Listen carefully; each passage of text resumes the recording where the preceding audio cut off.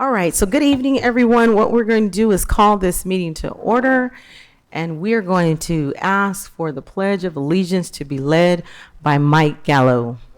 Thank you. Please place your right hand over your heart and repeat after me.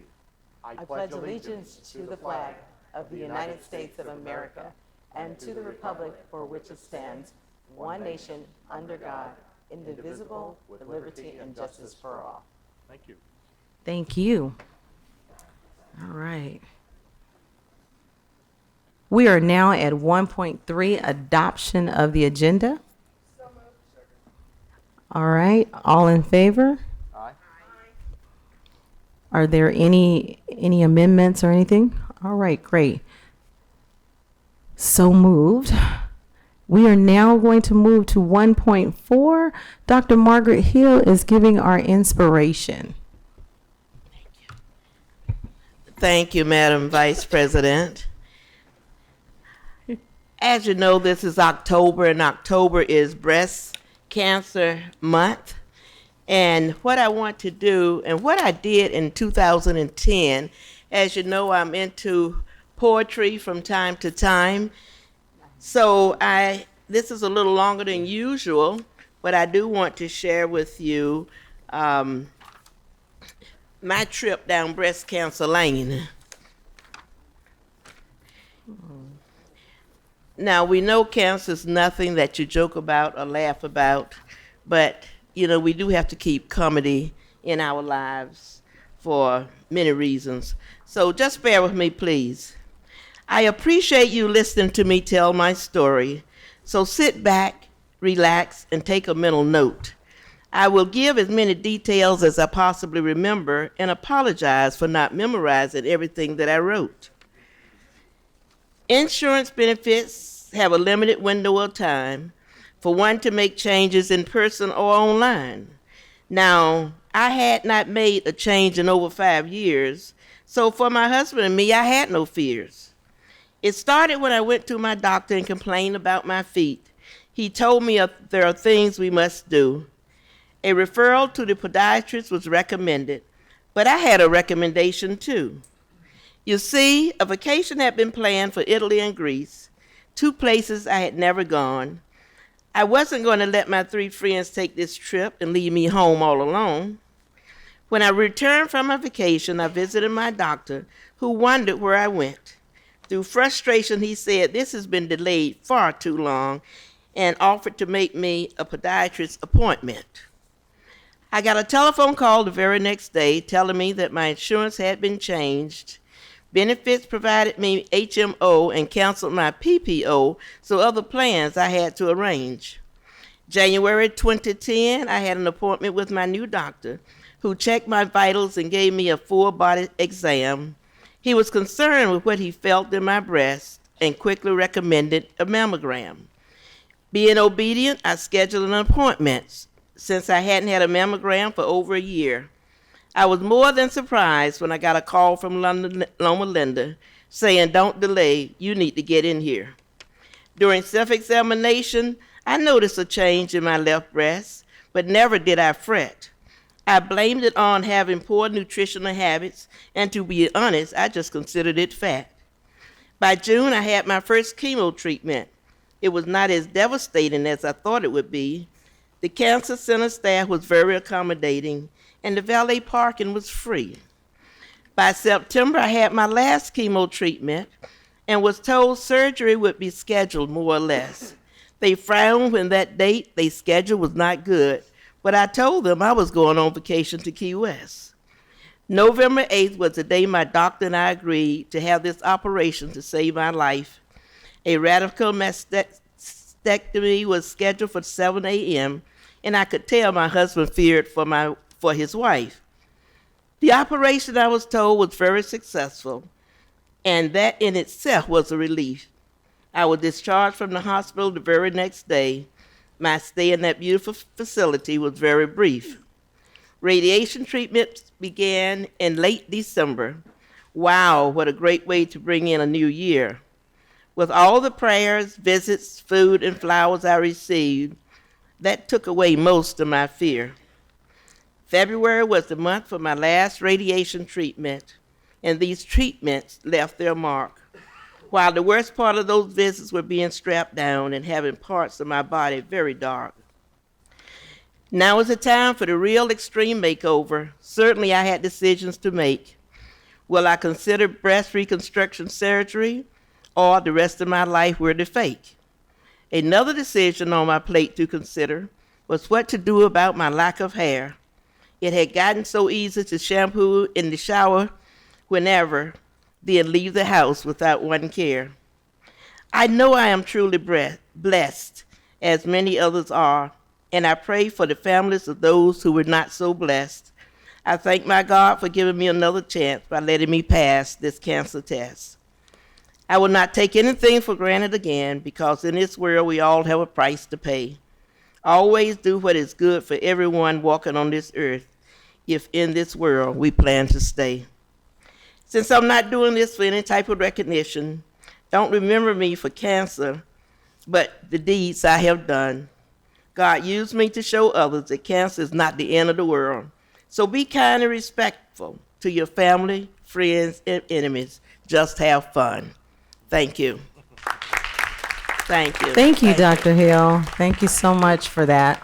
It is Breast Cancer Awareness Month, and we certainly want to make sure we acknowledge. We're now going to move to 2.1, Resolution in Recognition of National Red Ribbon Week. And I'm going to ask if Dr. Wyatt, if you can read our 2.1, and then on our next one.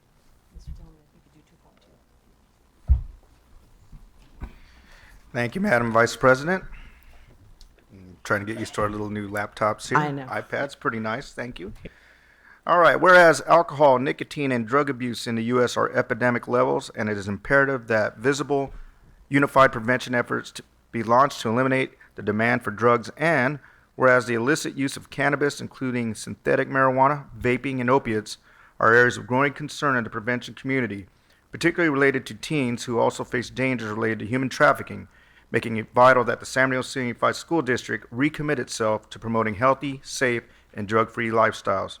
And whereas the theme of this year's Red Ribbon Week is Send a Message, Stay Drug-Free. And government, families, law enforcement, school service organizations, and youth will show a commitment to drug-free lifestyles by wearing and displaying red ribbons during Red Ribbon Week.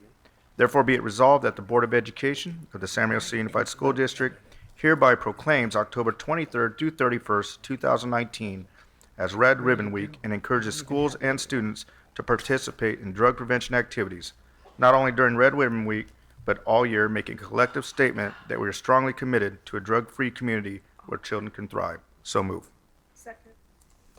All right, there's been a motion and second. All in favor? Aye. Any opposes? Motion carried. Thank you so much. Mr. Tillman?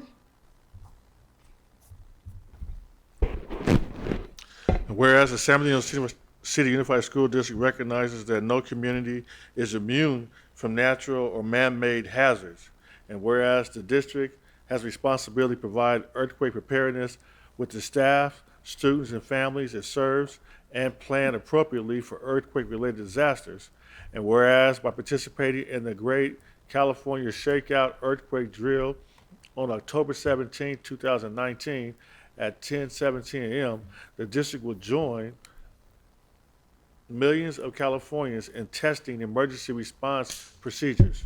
And whereas the San Bernardino City Unified School District encourages schools and families to use the information on www.shakeout.org/California and www.sbcusd.com/ready SBCUSD to educate its stakeholders.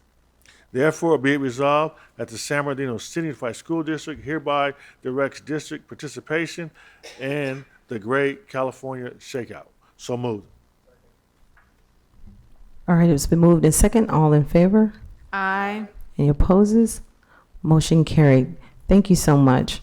Before we move to 3.0, we have our honorable mayor here who had looked at our schedule and kind of had a mix up on the time. So before we adjourn to closed session, if you would come.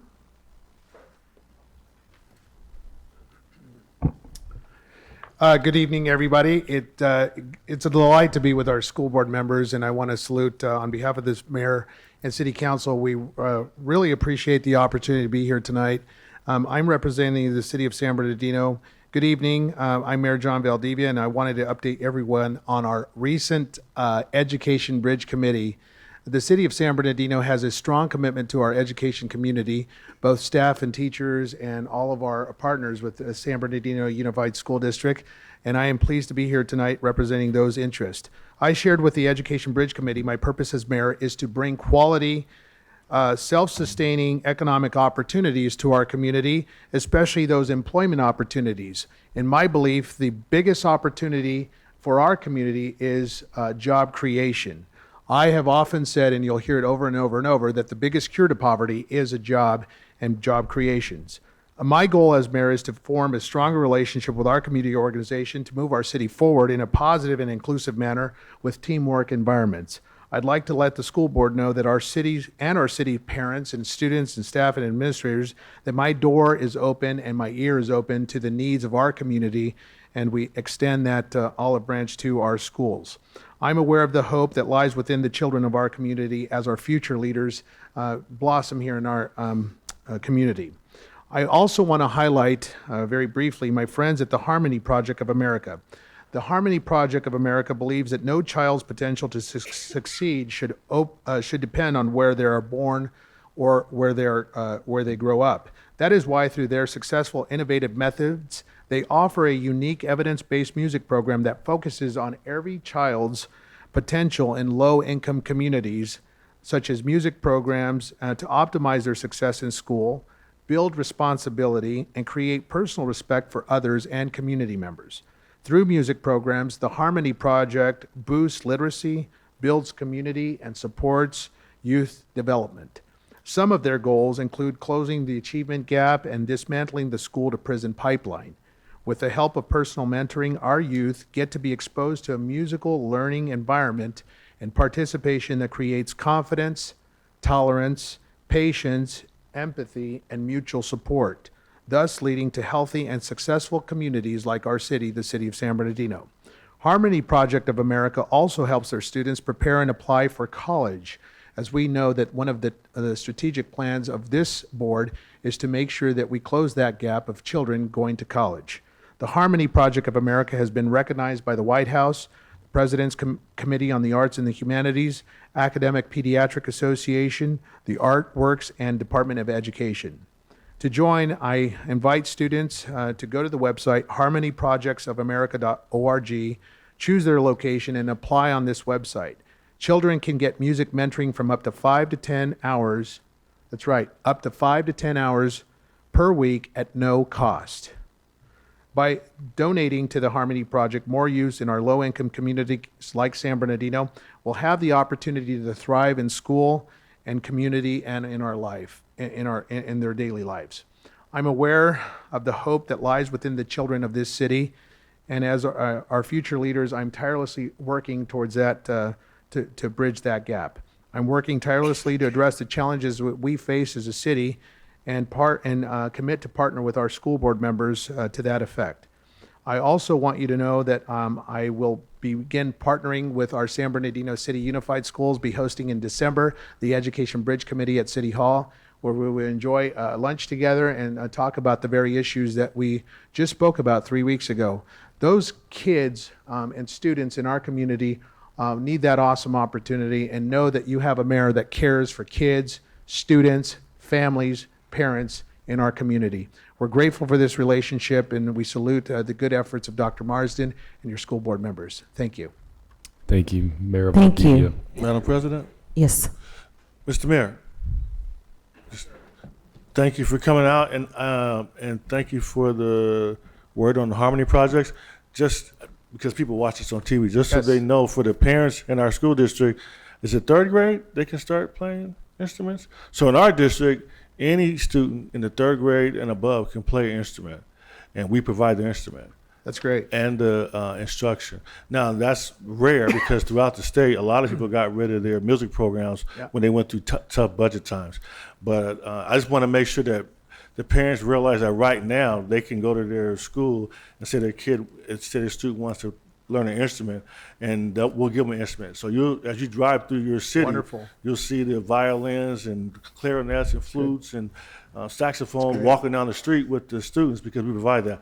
But I'm sure we can still work with Harmony Project in some way to work in conjunction and augment what we do. But I just want to make sure you know that we have a robust music program in our district. Yeah, and we are piloting the Harmony Project currently because of the mayor's advice in Hunt, Del Rosa, and Del Valle Middle School. So. Super. All right, Ms. Rogers. Thank you, Mayor. I'm sorry, I didn't see. Yeah, thank you for coming. And I also wanted to add what Mr. Tillman said, that we have designated visual and performing arts schools. I don't know if you noticed our beautiful theater that we recently had built. Just had the State of the City in it. Yeah. Yes. Oh, you did? was Oh, I wasn't beautiful. here. It was I wasn't beautiful. here. I was gone. So you saw that. Yep. Arroyo is also a visual and performing arts school. And I don't remember all the other ones, but we have designated schools. We just, as a board project, invested in a mariachi and the creation of a mariachi, district mariachi. So we have a drum line that we're very proud of.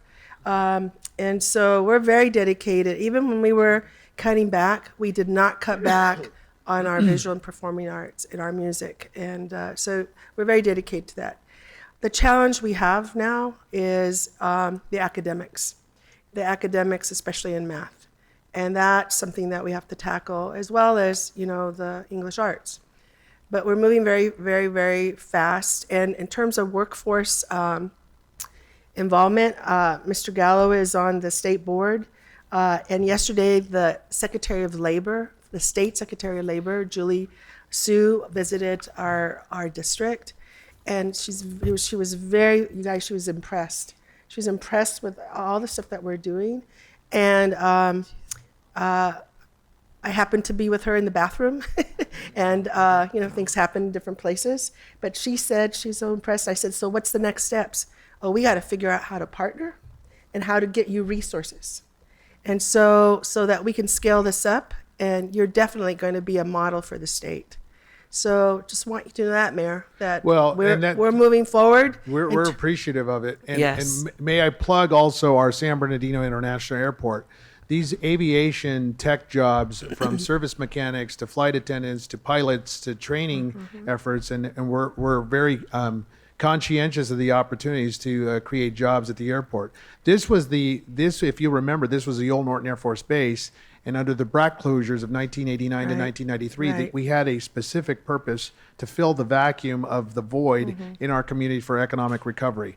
The airport is on fire, and we're doing some great things there. We're just elated to partner with our San Bernardino City Unified And Mayor Schools. Valdivia, this began because of this board's vision to establish a strategic plan. And Dr. Marsden and our cabinet have carried it forth. And it's just amazing. If you don't have a plan, it's not going to happen. Yep. And once you do have a plan, if you don't stay in on it to implement it, and also get the resources to do it, then it won't happen. And we have to have vision. We have to have courage. We have to have, savvy in how to get the resources and the funds. And So this is going to be part of our discussion with Right. the Education Education Bridge Bridge. Committee. Right, right. That's right. So we appreciate you coming out, and, Thank you. and definitely we look forward for December. And we're going to get back to our agenda. Thank Thank you. you. Okay. Thank you very much. thank you for cutting me off like that. Okay. Okay, bye-bye. All right, we have to adjourn because we want to stay on task for the public comments that will come up at 7. So we are going to adjourn 3.0. No public comments? All right, we will adjourn for closed session. Right. All right. All right, so we are back from closed session. So we're 4.0, 4.1, 4.0 reconvene to open session. Nothing to report out. 4.1, let me see here. 5.0, student board comments. 5.1, student board members can report on their school cites upcoming activities and events. They may also share or comment concern or observations with other board members. So we'll start with our board member. I'm sorry. Huh? I didn't catch.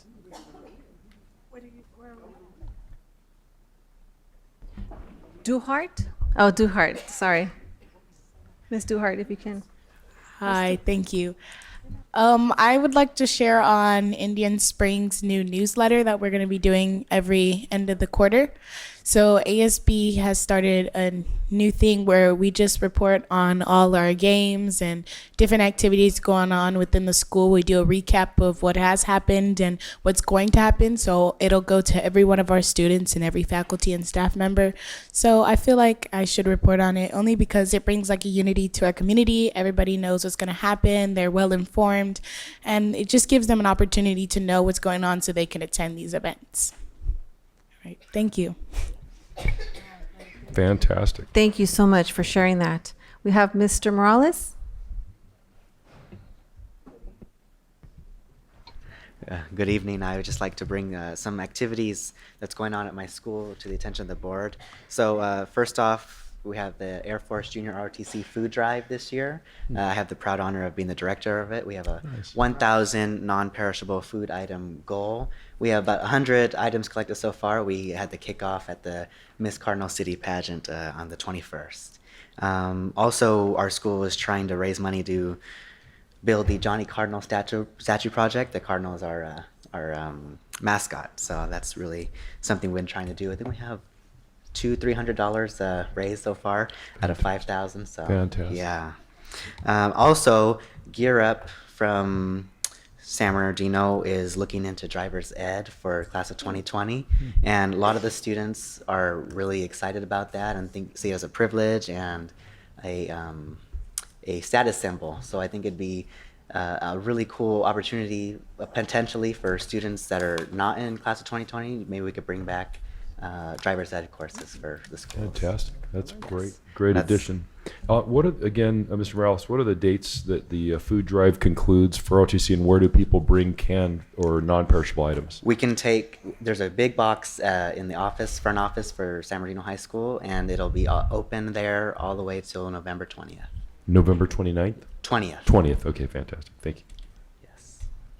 All right, thank you. And then I do want to mention, since this is a new way of doing the agenda, Karen, when you go into where it says meeting, or not meeting, is it featured? Can we add the student board member's name onto that site? If there's a way we can do that, please. Thank you.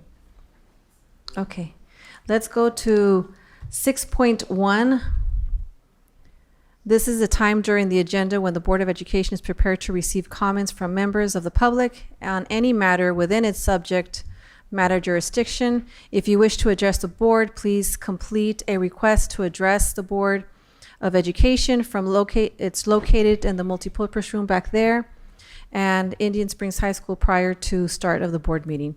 So let's go ahead. Are there any comment? Yes, Madam President, we do have one member of the public that would like to speak tonight. The board welcomes Mr. Trayvon Martin from CSBA. Thank you, Mr. Martin. Good to see you. Good evening. And for those that are coming up, when recognized, if you can step to the podium, you're given 5 minutes or less. And for those groups of 6 or more, they're given 30 minutes. Go ahead. Great. I'm just waiting okay, here we go, my presentation. Good evening, President Rosales Medina, Vice President Rogers, Cabinet, Superintendent Marsden, and Board. Good evening. My name is Trayvon Martin. I'm the Public Affairs and Community Engagement Representative for the California School Boards Association. So as you guys are aware, I did send out an email, I believe it was last week, regarding a legislative debriefing on October 21st. We are going to postpone that legislative debriefing. And in place of that legislative debriefing now, I'm going to be doing a roadshow to all the school districts and giving a legislative update. So I'm going to do that tonight. And here we go. So we're going to first talk about the infamous SB 328. This is Portantino's late start bill. As you know, CSBA does oppose SB 328. We don't oppose the science or the late start. We do oppose the mandate that all middle schools and high schools are required to start their schools no earlier than 8 for middle schools and 8:30 for high schools. So we are going to work with leadership should the governor sign this bill into law to get appropriations next year. Next up is AB 48. This is O'Donnell's facilities bond. CSBA does support this bond. This bill would place a $15 billion facilities bond on the March 3rd, 2020 ballot. $9 billion of that $15 billion would go to K-12 education with some carve-outs, as you can see on the presentation. It increases the state's grant amount sliding scale based on the district's ability to generate local funds and the percentage of low-income, foster youth, and English learner students. There are various changes that took place from the original bill, as you know, and all of these are based on, all this is based on the voters actually approving the bond in the 2020 ballot. We're going to move on to AB 751. This is O'Donnell's Pathway to College Act. CSBA, we co-sponsored this bill. It would allow districts to allow students to take the SAT or ACT instead of the 12th grade summative assessment, just allowing access to, for students not to have to come on Saturdays and things of that nature, and utilizing the time that they're on campus to take their SAT and ACTs. We're going to move on to charter school bills. AB 1505 is petition and renewals. CSBA is supportive of the bill. As you know, CSBA did not support the bill until it got amended. So we are supportive of the bill. It allows for consideration of impact. So if districts have a program that a charter school is proposing, or there's another charter school that has that same program and they have capacity to accept new kids, this will allow districts to deny their charter school petition based off of that. It also allows for special consideration for districts who are in financial distress. It brings back the county board's ability to hear appeals and author countywide charter schools. There is limited approval by the State Board of Education. So if you remember, that's the whole reason the bill came out. The State Board of Education was overturning county school board decisions and local school board decisions.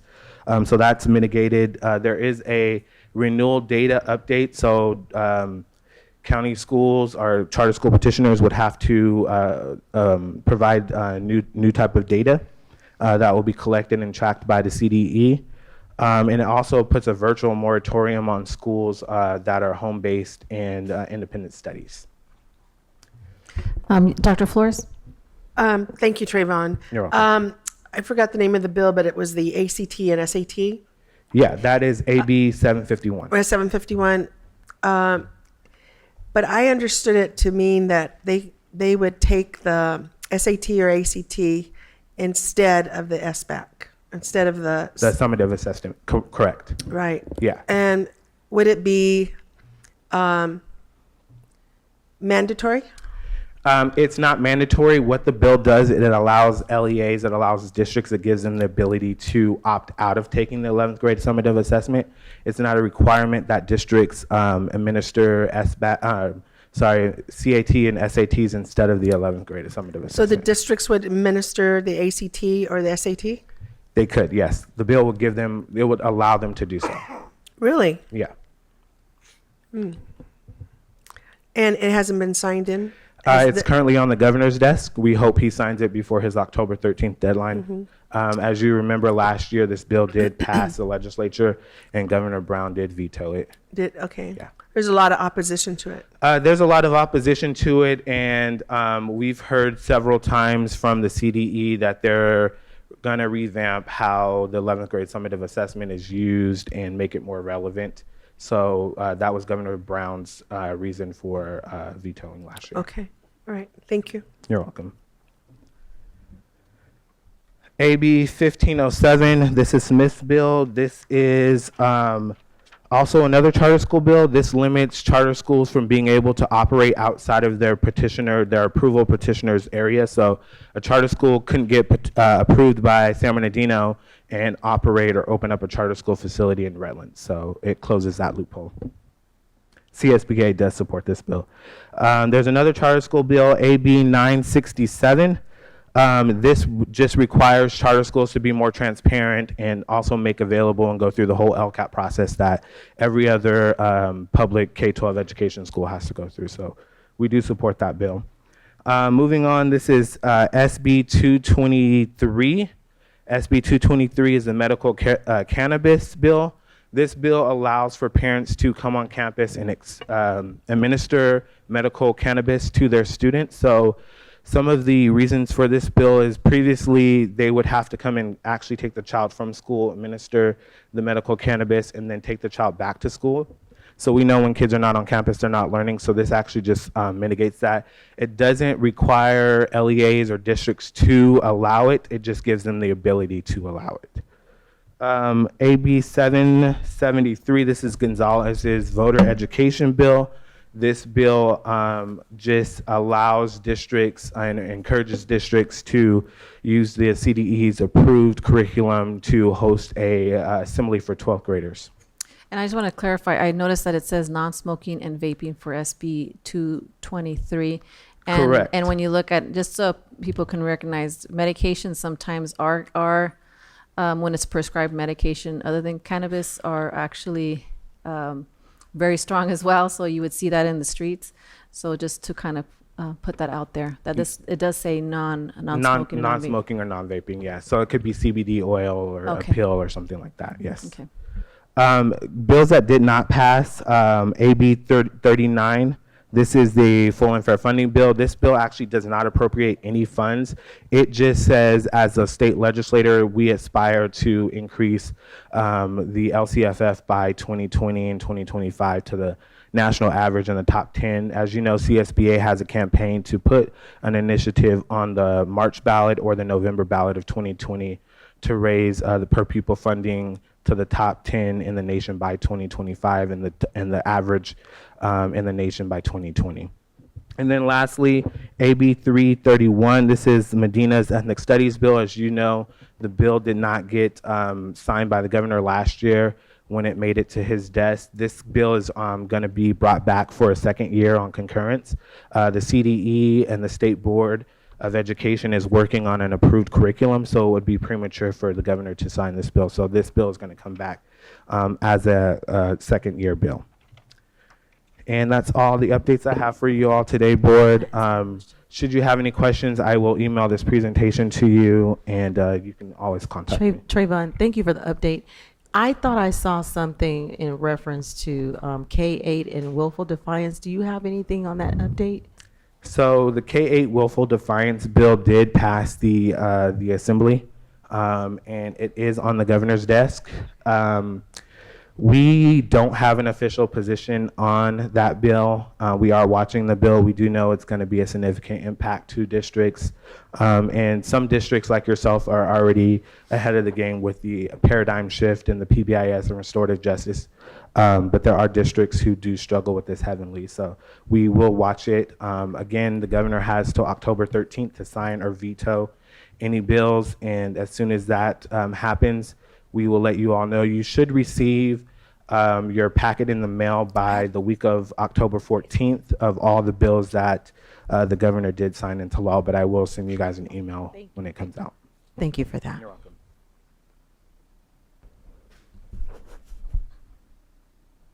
Great, thank you. Are there any other? That's it? Let's go ahead and go to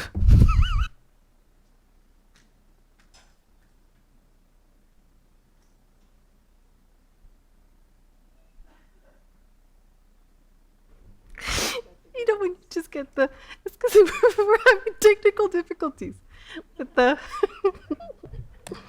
okay, so let's move on.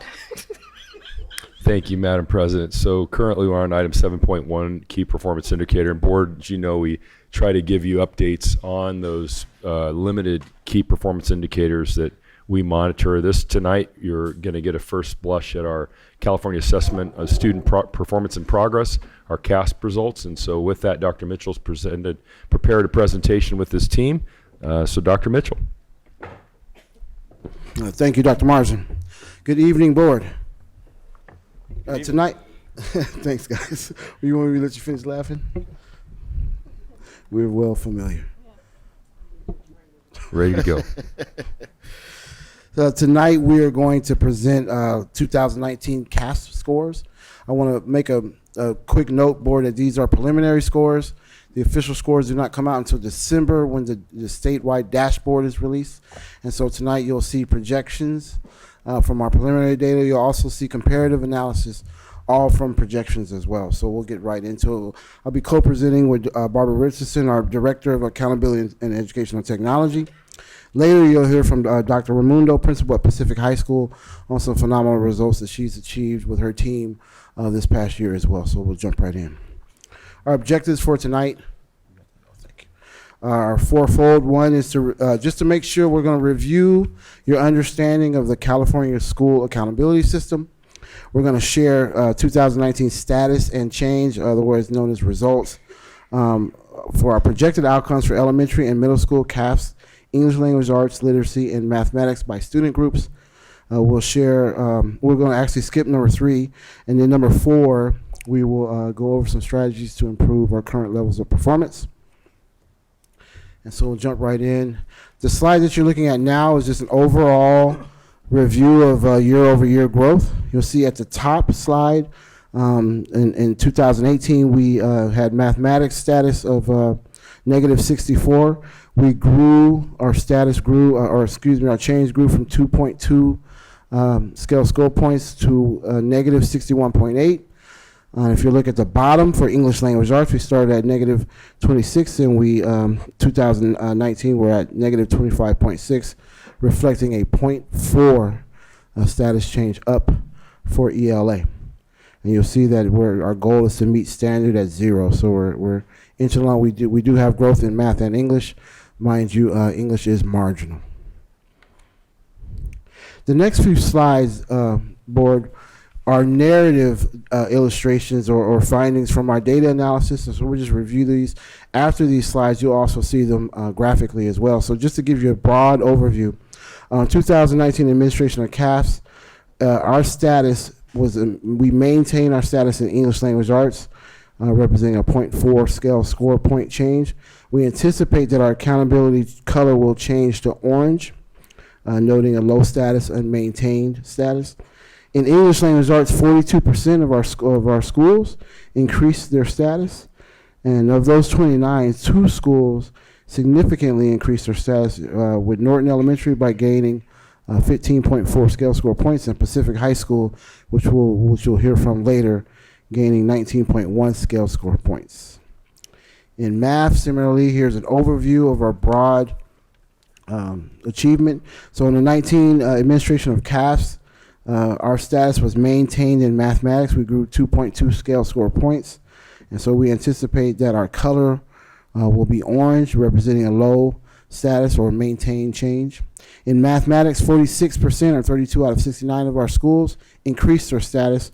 Of those 32 schools, 11 schools showed significant increases in math, including North Park, Boniol, Ingram, Mount Vernon, Kendall, Monterey, Rio Vista or Arrowview Middle, Richardson Prep, Pa'akuma, and Middle College High School as well. And those principals are represented here. We'd like to give them a warm commendation for their work. Thank you, staff.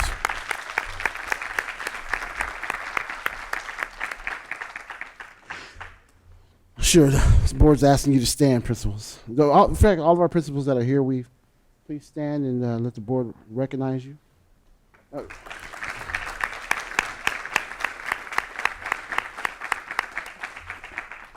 We know it's no short order to see these kinds of movements in our achievement. We're so proud of our teams and the leadership of our teams. And so you're seeing their hard work reflected in the achievement of our students. The next slide goes over student group analysis in English language arts. Our African American student group maintained their status, growing 2.2 scale score points. We anticipate that their color will be yellow. Our foster youth student group grew by 5.1 scale score points. Our English learner group, as defined by the state, which is EL plus RFEP 1 through 4s, maintained with a no gain, no drop, with a flat performance. Dr. Flores, you'll see later that we disaggregate by RFEP, EL only, and so on and so forth. But just for the state's purposes, that recognizes the English learner group as EL plus RFEP, we have a flat achievement status. And then our students with disabilities group declined slightly, but with a 4.4 scale score point decrease. And we anticipate that their accountability color will be red. Moving on to mathematics. Student groups in mathematics. Our African American student group increased their status with 3.7 scale score point change in 2019. We anticipate that their accountability color will be yellow. Our foster youth, again, increased 5.4 scale. Our English learners, again, that's EL plus RFEP, maintain their status with a growth of 1.0 scale score points. And our students with disabilities went up by 1.1 scale score points. Okay. Next, yes. Okay, yes. Let's get some other staff to do that. What's coming around to you, board? If you remember, we're going to be taking a look at the 5x5s, and I'll wait for you to get those. This is a really quick and easy look at our school performance related to status and change, and I'll wait for you to get that to go through that in more detail.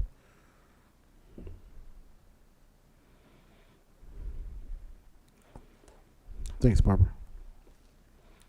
So, board, if you can just take a look real quick. If you look down the left-hand side, that's the status. That means like where our schools landed according to the 2019 test data. And across the top is the change. So that'll tell you if they went up or down year over year compared from 18 to 19. Does that make sense? So if a school was in a green, the top, very left top green where it says decline significantly, that would mean that a school's status is very high, but they went down from 18 to 19 significantly. Does that make sense? If a school was all the way at the bottom right in orange, that means that their status is still very low, but they significantly increased from 18 to 19. And so you see we've placed each of our schools there according to English and math. Barbara, you want to say anything more about it, please? Yeah, just in comparison to last year, if we look at the English language arts literacy 5x5 color table first, we've got 6 schools in blue and green. You can see they're kind of at the top and at the right. The majority of our schools still fall within low status. And in 2018 in English language arts, we were heavy on the right-hand side of the chart. Many of our schools were on that right-hand side, showing that they were growing. This year in English language arts, we are heavier on the left-hand side of that chart, showing that we had more schools that declined or significantly declined last year. 21 of the schools that are in the declined or significantly declined, 21 of those schools were new declines this year. We had 3 schools in red last year in English language arts down at the bottom left-hand side of that chart, and all 3 moved out of that position this year. Pacific went from red to yellow. Lincoln and Monterey moved into orange. And again, all 3 of those schools moved out of that very lowest, very low and declined position. If you flip over to the math grid, you'll see that we have 6 schools in mathematics that are up in the blue and green as well. The majority of our schools are in the low status. In 2018, we were heavy on the right-hand side, and in 2019 in mathematics, we're heavy on the right side as well, which means that many of our schools are increased or increasing significantly.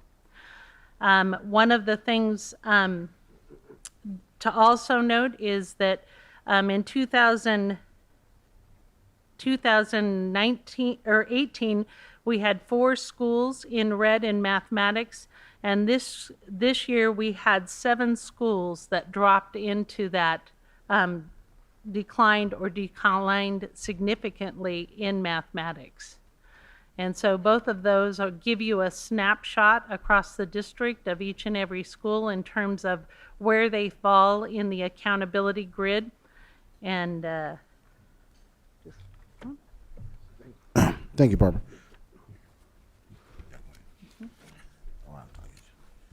So we're on the next slide, slide 9. This is just another way to look at our growth in English language arts and math in 2018-19. On the top, mathematics showing that 2.2 scale score point change, and on the bottom in English language arts, the 0.4 scale score point change. And you can see there the accountability colors for both English language arts and mathematics for this year, we believe will be orange.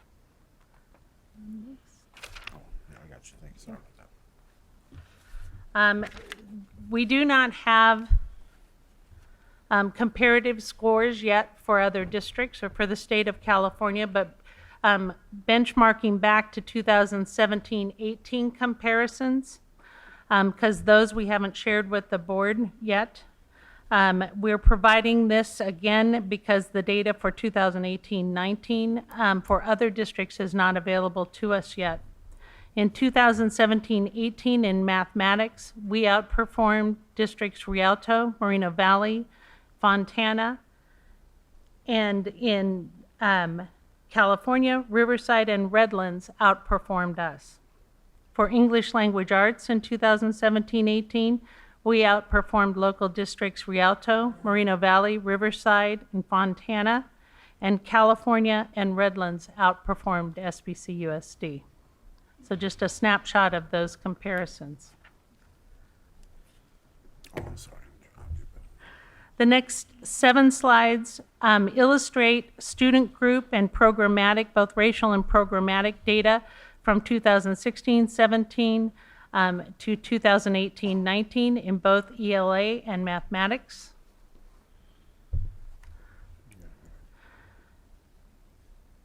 For our race and ethnicity for English language arts and literacy, district-wide, African American, Asian, and Hispanic student groups all maintained. And our American Indian, Filipino, Pacific Islander, white, and 2 or more races student groups increased.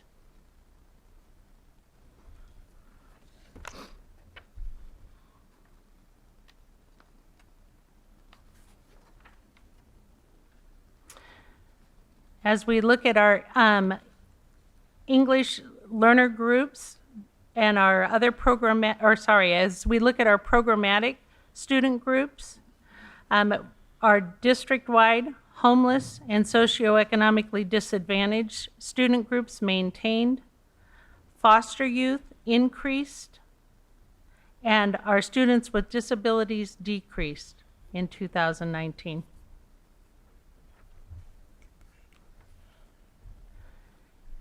As we look at our English learner student groups and English language arts, we maintained with district-wide and our English learners for accountability, that's our English learners and our RFEP 1 through 4 students. Our RFEP 1 through 4 students on their own declined, and our English learner only declined significantly.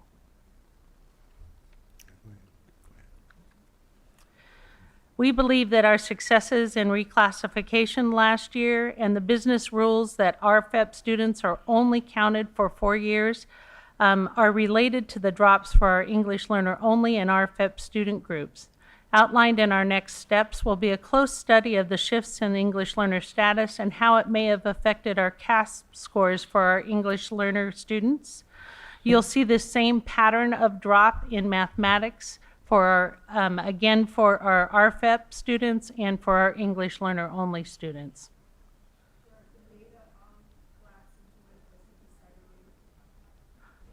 Your microphone, if you can, Dr. Flores. Just a clarification. So the combined data, you combine the EL and RFEP data for this, for these data, for these graphs? That's the state accountability measure, but then we pulled it apart. Right. So this shows the state data.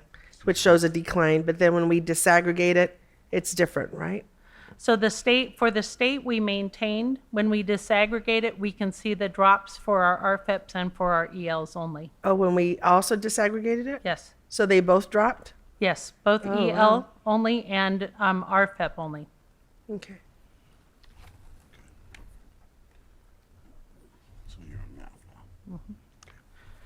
Okay, moving on to math, and this is mathematics by race and ethnicity. For 2019, we maintained district-wide our Asian student group, our Hispanic student group, and our Pacific Islander student groups. And we increased with our African American, American Indian, Filipino, white, and 2 or more races student groups.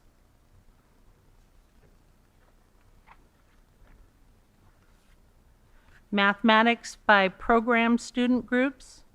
We maintained district-wide for our homeless student group, our socioeconomically disadvantaged students, and our students with disabilities, and our foster youth increased.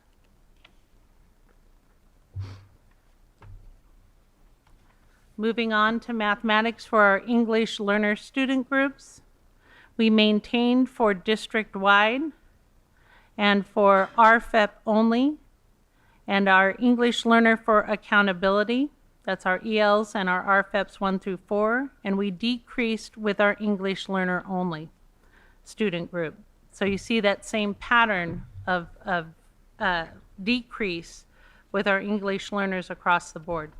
And can you explain again, you mentioned because of the reclassification of the students and the students that were being pulled out of the reclassification title within 4 or more years, is that what you were saying? Yes, so we believe that there's a correlation between our high reclass rates and students moving from the English learner only group into other groups, and then the English learner only group having the kids that were higher achieving that became reclassified move. And so we will do some further studies so that we can show what that movement looked like and verify that that's indeed what those drops came from. Yeah, because it's a big, yes. Mm-hmm. It would be interesting to see the level of their LPAC, where they're at, who, instead of mushing them all together, to average it out, even disaggregate that data even more so that, because it's developmental, I mean, in terms of them learning English. So if the majority, the low scores are, with the lower LPAC, then we would know, because you just need a few low scores to bring the average down. Mm-hmm. So I would like to see how many of those have impacted the average.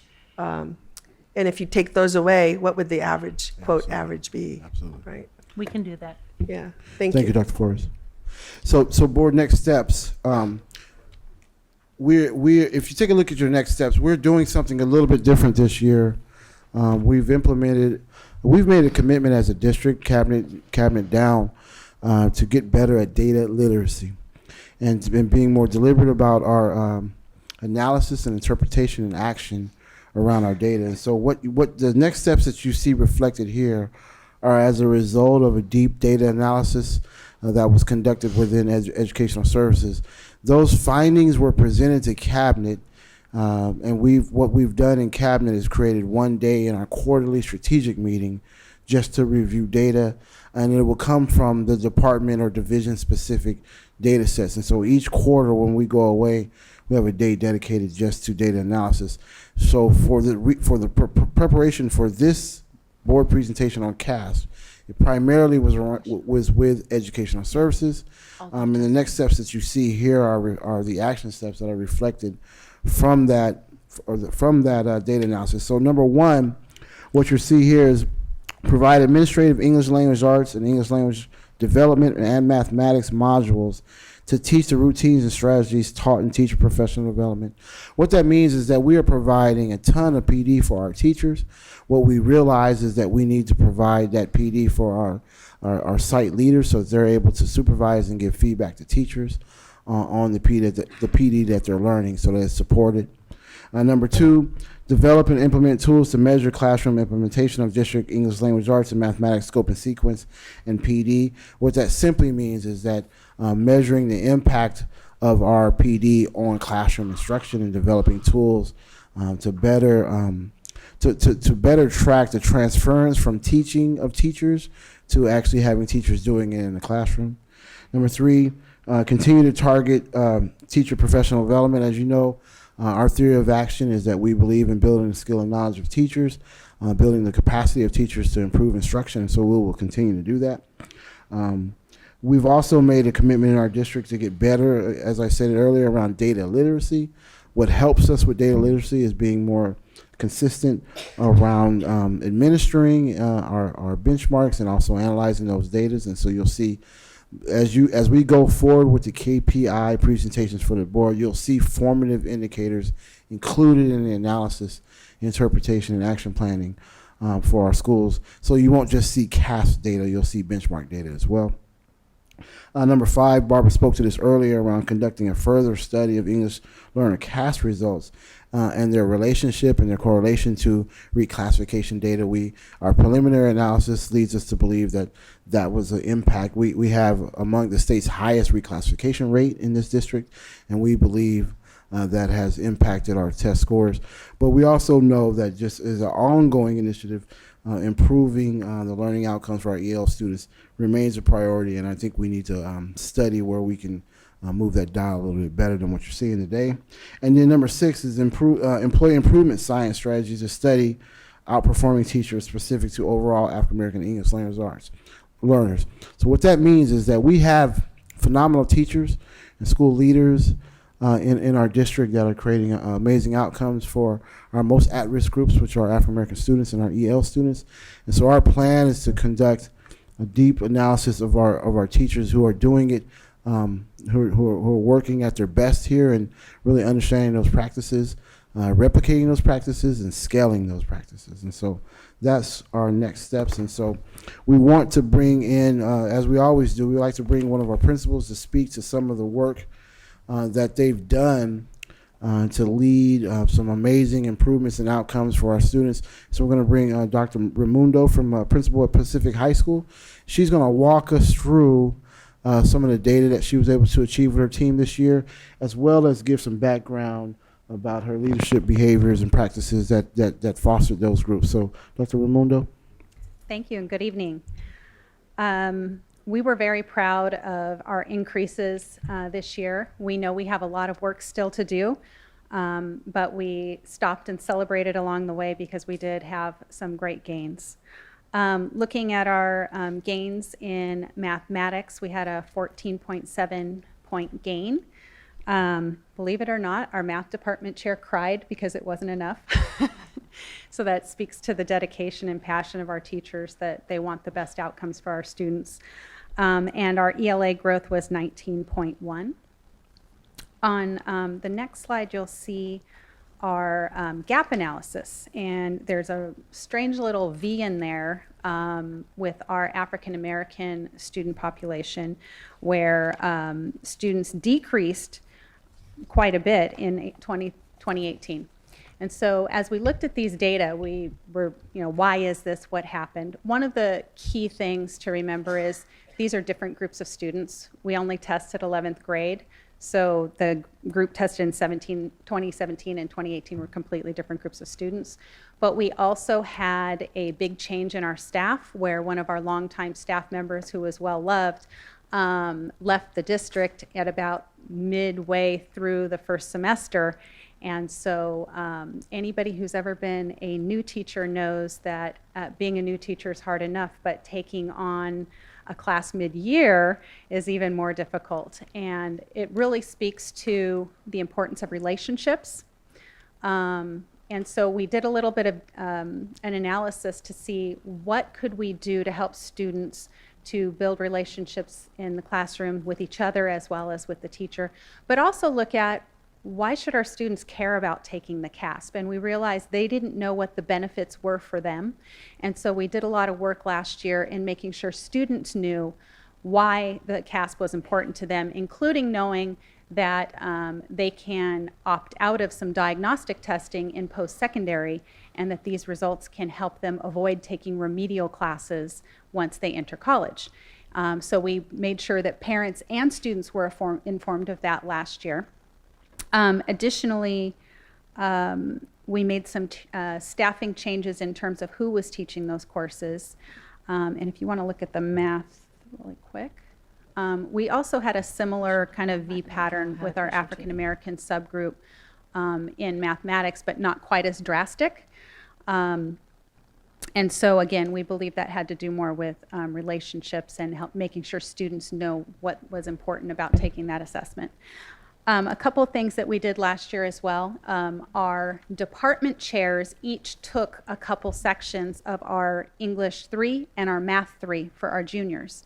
And in doing that, it really helped them lead the department conversation and collaboration with all teachers, not just the 11th grade teachers. And so we anticipate continuing to have better results because our 9th and 10th grade teachers were part of that conversation, and also utilizing the interim block assessments provided through the state CAASPP preparation materials, which has also led to conversations around assessment in general and creating assessments, our teacher-made assessments, that more closely mimic the types of rigor that students see on the CAASPP. And so we believe that that's going to help students be more prepared. Last year was the first year that we implemented the interim block assessments with fidelity multiple times throughout the year. And our teachers were very pleased and very excited to come run and tell me that not only did the kids take those assessments seriously, they came to class early the next day because they wanted to know how they did. And so you could see that by not doing this test prep right before the test and really spiraling review and having students engaged with and caring about what they scored and wanting to do better, that all year long made it so that when they took the test, it was less of a one-time event, less stress for them. And just as a side note, you can't quantify the point value of this, but our performance pathway students, as part of our digital design and communications pathway or academy, created an escape room for our students. And the escape room was test prep. So in order to escape, they had to answer CAASPP released questions. And we included our 9th and 10th graders in that as well, so that they experienced that. The kids had a great time, and it was a fun way to prep right before they left for spring break. Our next steps are continuing that work where we're spiraling review throughout the year, continuing to collaborate and vertically articulate from 9th, 10th to 11th to make sure that our students are getting an increased level of rigor every year and not just in their 11th grade year.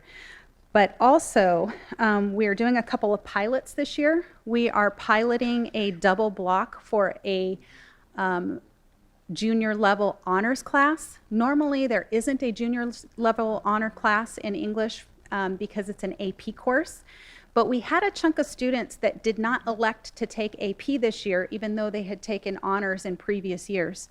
So we decided to give them another chance, so to speak, to be able to take AP their senior year by offering a double blocked honors juniors course so that they can get better prepared in their writing. And so that's a pilot we're doing this year. Also, we have a double block math class for our juniors who are in integrated math 3. That course, again, it's actually not a remedial CAASPP preparation course. It's a course that we selected our students that were kind of middle of the road to push them up with the hopes that they would take an AP class their senior year and hopefully do better on the CAASPP. And then also we are piloting, and it's actually, I like data, so we randomly assigned mixed ability groups to a piloted double block 9th grade English class as well. And so half of our freshmen are in a double block, half are not. We have the same teachers teaching it, so we can isolate the teacher variability in that to see if that's actually effective. And if it is, then we can put some additional funds towards getting another teacher so that we could do it for all of our 9th grade students. But we didn't want to spend a whole lot of money on something we're not sure is going to work, so we're doing a pilot. Additionally, our teachers are focusing on teacher clarity. So making sure that not only the teachers know exactly what the standard is and how they're going to assess the students, but that the students know that. And so we're using the work of John Hattie and assessment capable learners. And our teachers that piloted that last year found that our students were more motivated to do well because they were very clear on what they needed to do to be able to succeed.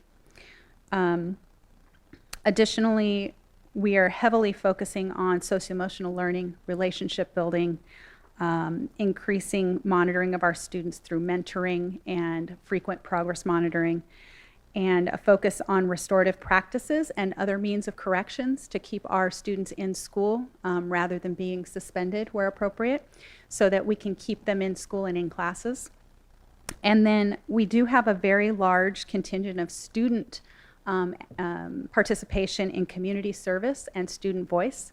And so we're really pushing our kids to understand that the reason they're in school is to be able to be informed citizens, and that if they want their voice heard, they need to do it in an appropriate way, and to know that they have the right language and vocabulary to be able to do that. And all of those things, I think, combined are going to help us continue to get improved results overall, not just on CAASPP, but graduation A through G all the way across. Thank you. We do have questions, and if I can have the questions, since Ms. Raimundo's here, Dr. Raimundo's here, so then I know, Mr. Downey Tillman, you had a question for Ms. Yes, for Ms. Raimundo. And I know Mr. Gallo had questions regarding some of the data in the prior pages. Okay, so go ahead. So, do you know what the numbers are on like page 21? It would really help if I knew how many students made up that number for 2017, 2018, and 2019. It's approximately 60 students. And all 3 years was 60 students? Do you know that? We can get you the exact numbers, Mr. Tillman. I mean, to me, that just makes a huge difference. I mean, right now, I don't know whether you're talking about 2 kids in 1 year or 60 the other year, or, I mean, that's going to make a big difference. We're though. approximately 12 to 15% African American year after year, which is approximately 60. Maybe in 2017 it was 70 students, but And around that number. Even for the one with the other student, it just puts everything in perspective. Thank you. All right, and Mr. Gallo? Yeah, thank you. Maybe I'm just got a couple of questions on the numbers and the charts. Like page 17, it showcases, this happens to be the mathematics English learner student groups, and it showcases that in EL only, we went down like 14.3% and 2.4% for the reclassified. And then when you get the total, it actually goes up by a point. I'm not sure it passes the sanity check and why it would be a positive change in the summation of those two and a negative change in the individuals, both a negative change. It's positive compared to 2017. We can answer that. Yeah, compared to 2017 or whatever, and 18, I don't know, it just doesn't pass the sanity check for me. But page 17, it's We'll get back to maybe you it's on just that. reading the charts. We're happy to get back to you on that, Yeah, Mr. Gallo. that'd be great. Thank you. And then Mr. Rogers, if we're going to go ahead down this way. Thank you. Thank you for the presentation, and thank you so much for pointing out what is working as well, because those are the best practices I'm hoping that we are mirroring and wanting to spread throughout the district. But Dr. Mitchell or Barbara, this may be for either of you, but also when we look at the dips when they take place, in those times when it was, it was low, whether it was 60 students or however many, is there another correlation as to how those students are going to do by the time they're in the 11th grade? Because that's when they're taking this test. So do we ever look and see what is taking place, which is again, one of the reasons why I'm always saying the tracking of when it occurs, when things start to go downhill. We can always look at it after the fact. So we know at the 11th grade, it didn't do so well for that particular cohort. But are we looking at when and what is going on with that cohort, and when did it start, and what did we do? Because when I talk about the D and F reports or whatever we're looking at, a progress report is just not working for me. That's after the fact. And even when they get the progress report, what exactly are we saying to parents, to students, to everyone in order to fix this, including the teachers, that we need to give additional support to kind of change things around? While I get and understand that people go away in their careers, but that's one or two people. It is the entire practice that the whole boat shouldn't go down, for, unfortunately, for these students. So I drill in and say, I don't want to say, you know, I'm so sorry your person went away. We got to have a backup there to make sure that gap doesn't happen. So again, my question is, when did we identify? Because I don't think all of the students would have just went awry with the disconnect that takes place just in that instance. And I thank you for that, Dr. Raimondo. But those are some of the things that we look at. But when do we identify, and when do we go to work with all of the best practices? And I'm appreciative to the professional development that we're looking at, but we got to be able to make those immediate shifts, because these kids don't get a second chance to go back, take the test again, and try to correct it. It's our job to correct it. So thank you, Ms. Rogers. There's a lot in there. So one, yes, we are analyzing for patterns. As you know, we've seen drops at 4th, 5th grade math, 8th grade math. That's where we're seeing the most significant drops. Two, sometimes the student groups are so small that the scale scores are very reactive, and so 2 or 3 kids can really make a huge change, particularly with 60 kids. Thirdly, to Dr. Raimundo's point, that we also see kids, the value that 11th graders are putting into taking standardized tests, and you hear that typically our older kids aren't seeing the value in taking these standardized tests. The efforts that her campus has made to improve that, and I think that's something that we can scale and continue to scale, because she saw some great gains once we took a hold of that. And so we agree that sometimes the data catches us off guard. The other thing to note around the 11th grade test is that it covers 3 years. It covers 9th, 10th, and 11th.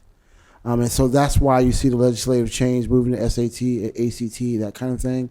But right now the test is what it is, and I think that we can do a much better job of preparing our teachers to teach and review some of those past the 9th grade standards, 10th grade standards that they've already had.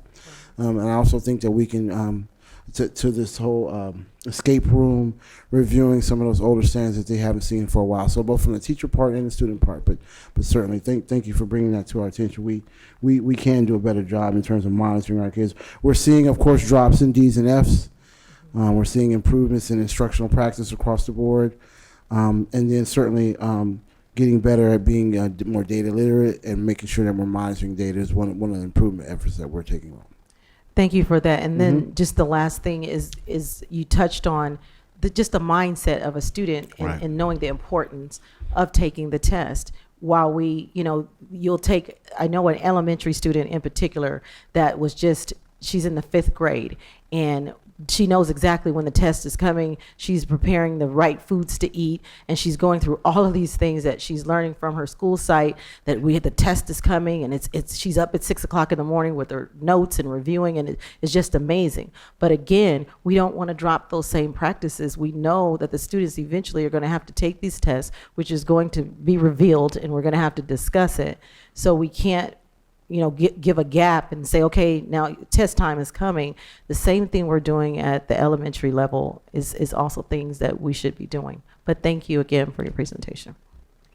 Thank you, Ms. Rogers. All right, Dr. Hill. Thank you, Madam President. Dr. Mitchell and team, thank you so much for the great presentation. I just have a few questions here.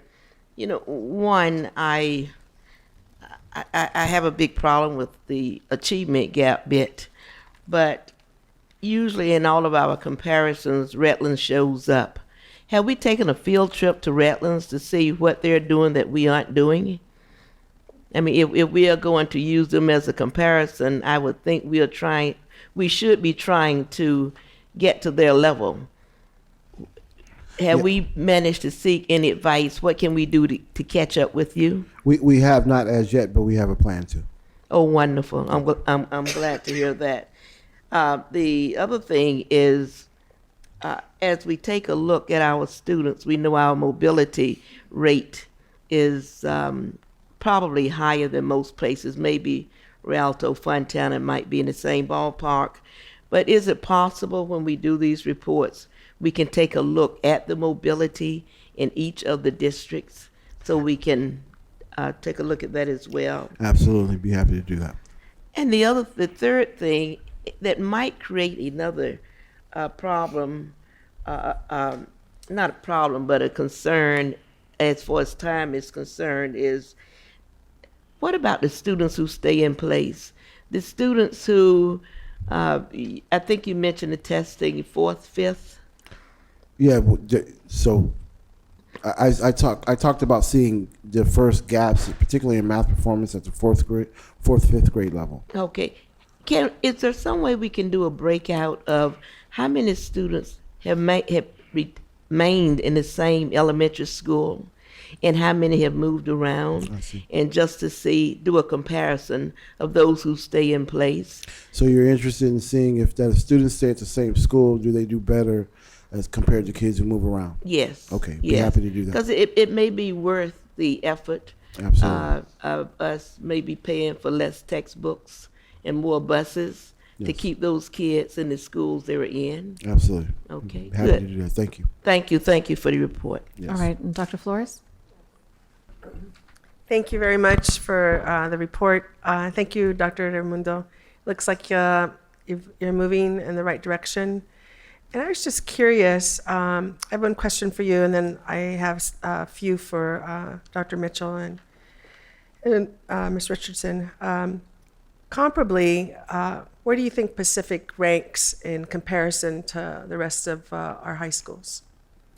I know we are at the lower end in terms of straight performance. Mm-hmm. We did make more gains than most of the other high schools, except Middle College. Mm-hmm. When I look at our core data, have the board seen core data? Core data we have access to shows our school in comparison to other schools that are similar demographics-wise. I was looking at it just today, in fact, and we rank about average. With other schools? Yes. What about within our district? Within our district, we're towards the bottom end. Mm-hmm. But we're small and mighty, and we're fighting our way up. Okay. Okay. All right. Thank you.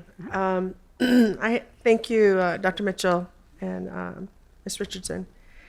I'm on page 5, PowerPoint 5. I keep pondering, what we should do, for math. And so I was thinking, and I wonder if our teachers were to do item analysis on the test scores. And that way we could see where our kids, need to grow. And I don't know if we have ever done that. Have we done that? Yes, we do, but I think it certainly could take another revisit. Mm-hmm. Well, we do maybe district-wide, Right. but I'm thinking about, Teachers. teachers. Absolutely. And saying, okay, so this is the area, maybe problem solving in mathematics. Right. That may be one of the weak links that our kids are not doing well in. I don't know what, categories in mathematics. You're talking about claims, and so. Pardon me? Claims and targets. Right, in mathematics, right. and so Like what analysis of where kids in terms exactly, of claims and targets exactly. are not doing well. And so that would inform our teachers Absolutely. instead of just a raw score, Absolutely. an average score. And I think that would behoove us to, maybe pilot it or see what if that would be helpful. That's a great suggestion. Thank you. And then, I look at mathematics, 46% of our schools increased in their status. But if you look at 100%, 54% didn't. So that disturbs me. That's a cause for alarm because the majority did not. And I'm not pointing fingers. I'm just curious, what do we need to do? What are I'm raising it rhetorically. Got it. I'm not asking you to respond to me. But we really have to zero in and begin to, see where our strengths are, but also where our weaknesses are, and begin to move in that direction. On this particular page, there's another question I have.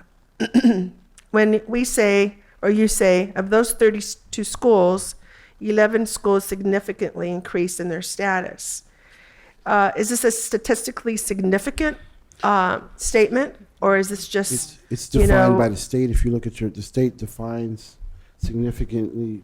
No, I'm asking you, is it statistically significant, or is it just that they moved over into another color? It's statistically significant. It is? Yes, it is significant, yes. And the state also has defined, it's not just colors. They've defined, if you take a look at your 5x5. I did. They're clear on what Okay. the state has defined as significant increase, maintain, decline, and so on and so forth. So it is based on statistically Yes. significant. Okay. Yes. All right. Just wondered. Yes. And then on page 6,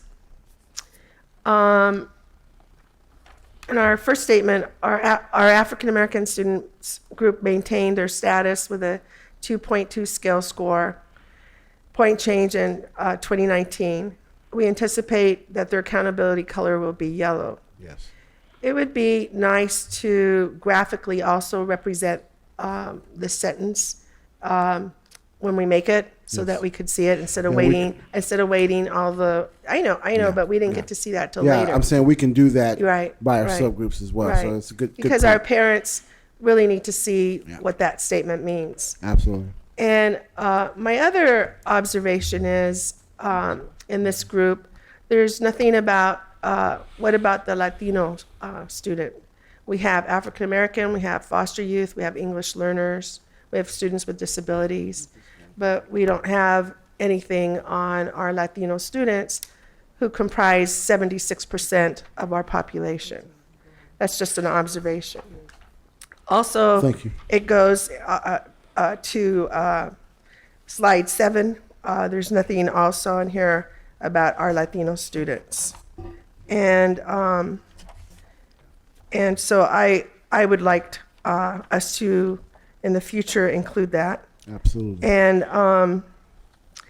like I said, with our English language learners, it just occurred to me that perhaps if we look at the low scores, let's look at the type of English language learner they are. They might be newcomers, because if you're giving a newcomer an English exam, of course they're going to fail it. So if we were to feather them out and then do the averaging, I think that we would get a clearer picture of the actual, average. I also don't believe in averages. I believe in disaggregating the data because learning English is developmental. Absolutely. So, okay, thank you very much. Thank you, Thank you, Dr. Forrest. Pardon me? Thank you, Dr. Forrest. Okay, thank you. And then, Dr. White, before you continue, I know Mr. Tillman had a quick comment. Yeah, I really think that there's a big mistake on page 5. Where was the page 5? What was the page where we just talked about? On page 6, where it says English EL students plus REP students maintain their status with 0, because they didn't maintain their status with 0. They went down by a lot. If you go to page 17,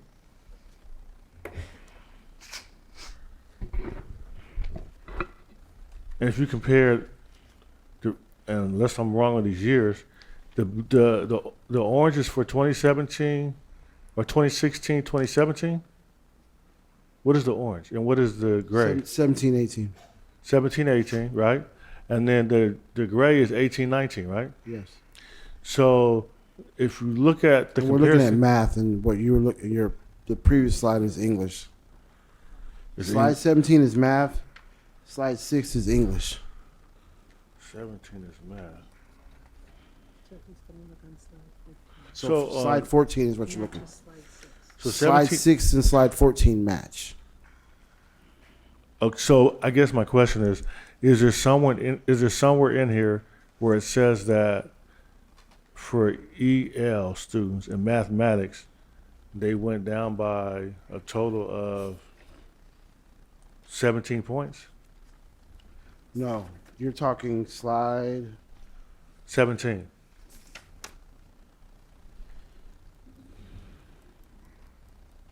No. My only concern is on slide 17, that where it says 2018, 2019 changes +1.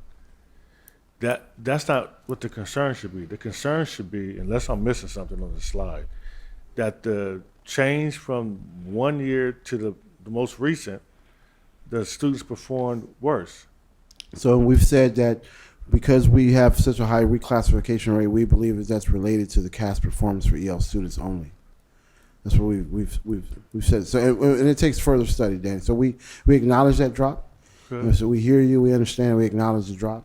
But our preliminary analysis, we believe that our reclassification rate. So you're pulling your highest EL kids out and putting them in another group, which drops the performance. Well, I want to hear that. I mean, my only point is, you're better off showing the number as the negative, and then explain to me why. Because Absolutely. I should be concerned that I have that big number, that negative number. Absolutely. And then once you explain to me why, then we look into it. If that makes sense, then I'm all for it. But that's what I make sure it's not that I'm not focusing on something that might be an issue. Absolutely. So you said you've noticed the number.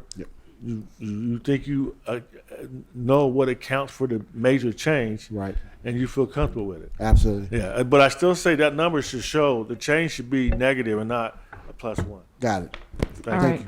And then I noticed your light, but if we can let Dr. Wyatt with his comments. Thank you, Madam President, and thank you everyone for the very detailed presentation. And Dr. Raimundo, great job to you and your team at Pacific High School. Most of my colleagues have brought up a lot of my concerns on here, and so I'll just try to keep it very brief. And definitely getting used to our new digital forms here. I'm trying to stay away from the hard copies.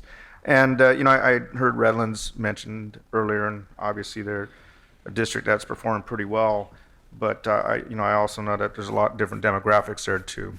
And we always say, well, this isn't San Bernardino when we talk about, working with our community and our kids, and that's fine. But, when we look at comparative districts, and you guys present on slide 10, which, I'm really proud of, and that is us performing better than our counterparts in Rialto, Moreno Valley, Fontana. And so, I applaud you all for doing that, because, obviously we meet with our colleagues all the time, and we talk about this. And so I'm real proud of that performance. And it is hard to grasp when you have a negative number as improvement. Yeah. That really is hard. So you see, we got a negative 14.3, and that's doing better. Yeah. For those of you out in the community that are watching, and for those of us that don't study the dashboard and the wonderful 5x5 here, you're going, how can a negative 14.3 be great? Well, if you were negative 83.6 before and you're negative 14.3, well, that's a heck of an increase in a positive direction. So obviously for us, we just got to get on the plus side. Absolutely. Right? Obviously Absolutely. 0 plus. So, Absolutely. So we all look a heck of a lot better. But so great job in regards to our comparative districts. It's kind of interesting. I was looking at Riverside, and for some odd reason, they're doing a little bit better than us in math. So it'd be interesting to see what they're doing over there in math.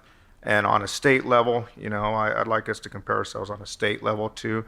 And again, that's probably a lot of different demographics out there, but we have some work to do, but obviously we're moving in the right direction. I noticed on our ELA 5x5, no one in the red. That's I think big. quite an improvement since the last time we looked at this. We had quite a few schools in the red. So nice that we're out of there, and hopefully we can do that with math next year around. So I know that's probably a big target for us. And then obviously, we did have the data, and we didn't talk a lot about our Latino Hispanic students, but I went and looked myself. So page 12 ELA, they had a negative 0.2 for them. So I don't know if that's growth or not over the last year. So that's, I think, what we're looking for. And then a plus 1.7, again, is obviously that's on the plus side. So is that growth as well? So I think, in regards to what Dr. Flores was asking, can we articulate that maybe next time in our report? That'd be really nice to see, because they're a lot lower numbers than some of our other subgroups, but we want to know if that's growth for them. Yeah, you're absolutely right. So what slide is it? Slides 12 and 15. 12 and 15 show our Hispanic students. Okay, so is that improvement then? Yes. And is it significant? No, not significant, but an improvement. There's a maintain on one where they went down 0.2 scale score points. See, I didn't know if that, In again, with the English. negative numbers, I couldn't tell is that going down or exactly. not. That was so. going, yeah, so we went the Okay. wrong direction. I see that. All right, so that was an ELA, right? And in math, we went up by how much? 1.7, which is maintained. So anything plus or three plus or minus is maintained. Okay, and that's pretty good because when we talk about mathematics as our schools, that's where it seems like we're having some major challenges too. So I wouldn't say it's terrible, but at the same time we need to improve. And as Dr. Flores said, that is a large percentage of our students. So Absolutely. hopefully we could do some emphasis there and keep them moving in the right direction. So thank you again. All right, thank you. Before Mr. Tillman goes, Ms. Rogers, you were And waiting. just, I had circled this and meant to mention it earlier, looking at our English language arts and mathematics. What slide are you looking at? This is our twister. Our twister you got board. it. Got it. Got it.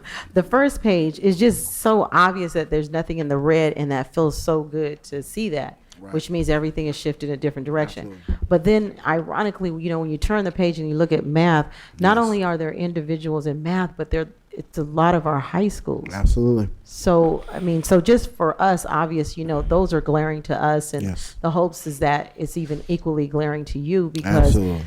our high schools to be here is really, and I know, Dr. Raimondo, you said, you're at the bottom, but you're not alone, so, Absolutely. there's Yeah, some absolutely. different colors over here. So hopefully we can put our right hand on blue and our left foot on blue. Yeah. And move forward, and Yeah, then keep absolutely. spinning and stay in the blue. Yes. Thank you. Thank you, Ms. Rogers. Okay, Mr. Gallo? Mr. Tillman? Yes.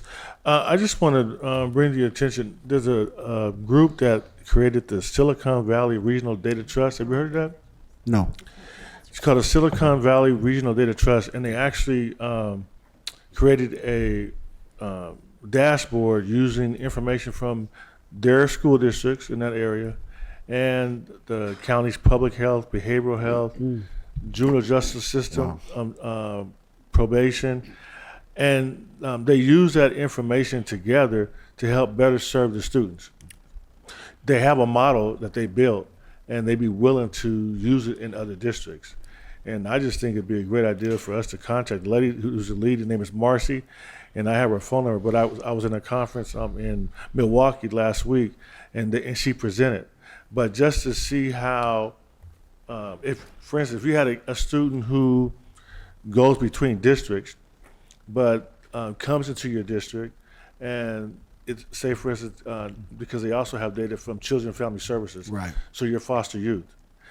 They said that you actually have students in foster school, foster youth, who have to take their immunization shots over and over again because the data is not allowed to be shared. Right.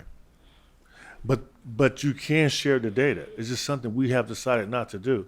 And so the feds were there, and they were encouraging Data sharing. districts and counties, right, to share data Absolutely. so that those type of things don't happen. Yeah. And so there's a model that exists already in California. So again, it's called the Silicon Valley Regional Data Trust, and it's built, and they'd be willing to, they said they can accommodate all the districts in the state. Right now, they only have 300,000 students, which are the students in that area. Got it. But I would definitely suggest we look into it, because in the end, when we review this data, our only goal is to find ways to make more students successful. Absolutely. And the pieces that are missing are the real life stuff. Right. And in that And conference, the impacts, yeah. the impact, when you talk about poverty and homelessness and those type of things, you really can benefit students when you see the whole picture Yes. based on that data. So I hope we look into doing it. Absolutely. We will be happy to look into that. Thank you. Thank you. Okay, great.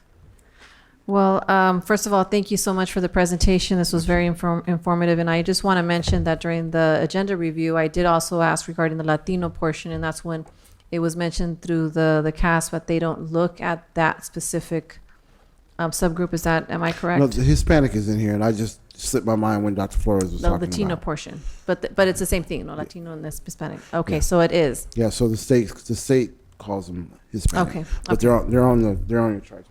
What What slides was that? Yeah, let me give you the slide number so you can all look again. And So they're also on just slide 12. That represents English, and then for math, they're on slide 15. You have all your racial subgroups there, as well as 2 or more races. okay, I see. Madam President? Yes. I just wanted it to be highlighted on that list. On that list. I mean, okay. it's embedded, but it needs to be highlighted since it's 76% of our demographic. Okay. Okay, thank you. Okay, great. happy to do that, Dr. Dr. Morrison, you had a couple. You know, I just wanted to compliment Dr. Raimundo. When I had the chance to visit her school for her WASC accreditation, it was clear she was forming and has formed a high-functioning team, and so it's her school's team's double-digit growth, which is what we're looking for. And we compliment that as a reflection of her leadership. So thank you, Dr. Raimundo.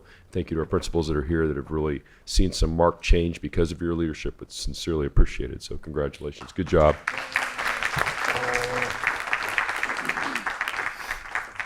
Okay. And with that, we're going to go ahead and move to 8.1, which is report by Seminole Teachers Association. I know I spoke with Ms. Alcala and wasn't going to be here. 8.2, report by California School Employees Association. No report. 8.3, report by Communication Workers of America. No report. 8.4, report by San Bernardino School Police Officers Association. No report. 8.5, comments by board members. And I'll go ahead and start with Dr. Wyatt and move along this way. Thank you, Madam President. And normally I try to keep it brief, but I got a lot to talk about today. So just a number of great events that's been going on that we've been participating in as a district, as well as many of our board members here. We had the Family Engagement Summit this Saturday at Cal State San Bernardino and had some great presentations. Just want to thank and compliment Dr. Keenan Mitchell on some of the work that he was doing there with the families and kids as well on African American student engagement, and definitely taught me quite a bit when I was in this class, so thank you, Dr. Mitchell. And then we had our Foster Youth Summit as well over at University of Redlands and had a number of our students from the district participating there, which was nice to see, and just a lot of great work that County Schools is doing with our districts and foster youth. I know probably quite a few of my colleagues are going to talk about the town hall meeting we had last night, so I'll try to not steal a lot of their thunder as well in regards to the healing meeting and just some of the things that came out. And again, I know my colleagues are going to talk about it, so I'll try to touch on maybe some things that they won't talk about. And obviously, we heard you loud and clearly, community, in regards to bullying, and bullying being a main concern in our community. And it wasn't just any one particular community group; it was actually the majority of the community. And as our board president, Abigail Medina, talked about as well, and myself, our experiences as parents. And so we definitely hear you out there, and we feel what you're feeling as well. And it's not a pleasant feeling for us as parents, and definitely not for our students.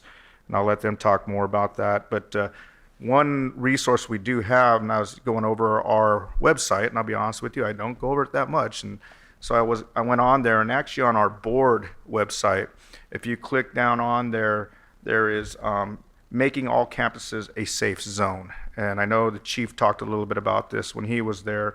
And we have a number of resources on that page. And if you have access to that, we have the WeTip, as he talked about, which is 211, the National Suicide Prevention Lifeline, See Something, Say Something hotline, which again is through our school police department, and then online crime reporting, which is our San Bernardino PD. So a lot of resources there. You just click on that and it'll take you right to it. So I wanted to make sure our community knew about that as well.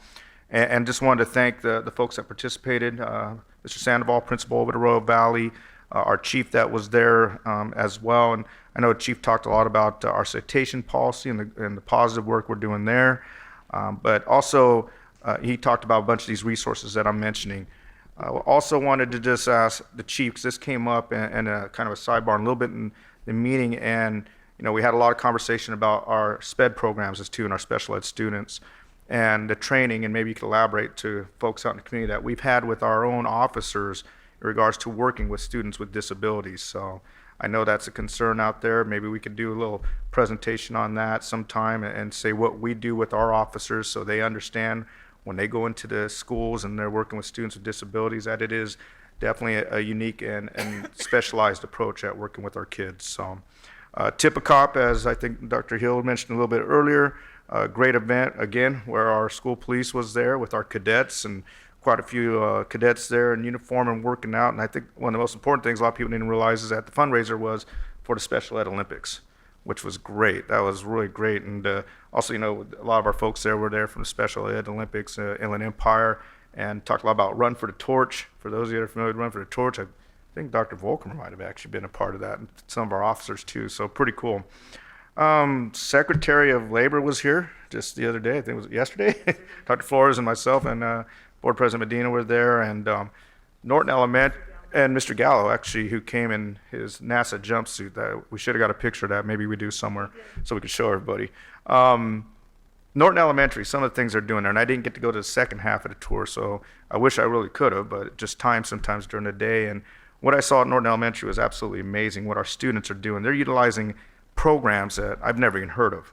And when you see our elementary students utilizing them and doing them, it's amazing. Corel Draw, AutoCAD Lab, Adobe Illustrator, Suite Photoshop, leading into when they go into middle school, secondary school, SolidWorks, Mastercam, earning NIM certifications, which are national level certifications. And these are our kids that are coming out of our programs. So when we talk about college and career readiness, it doesn't get any better than that. And again, when you have the Secretary of Labor here saying that we're going to be a model program in the state, that's pretty impressive.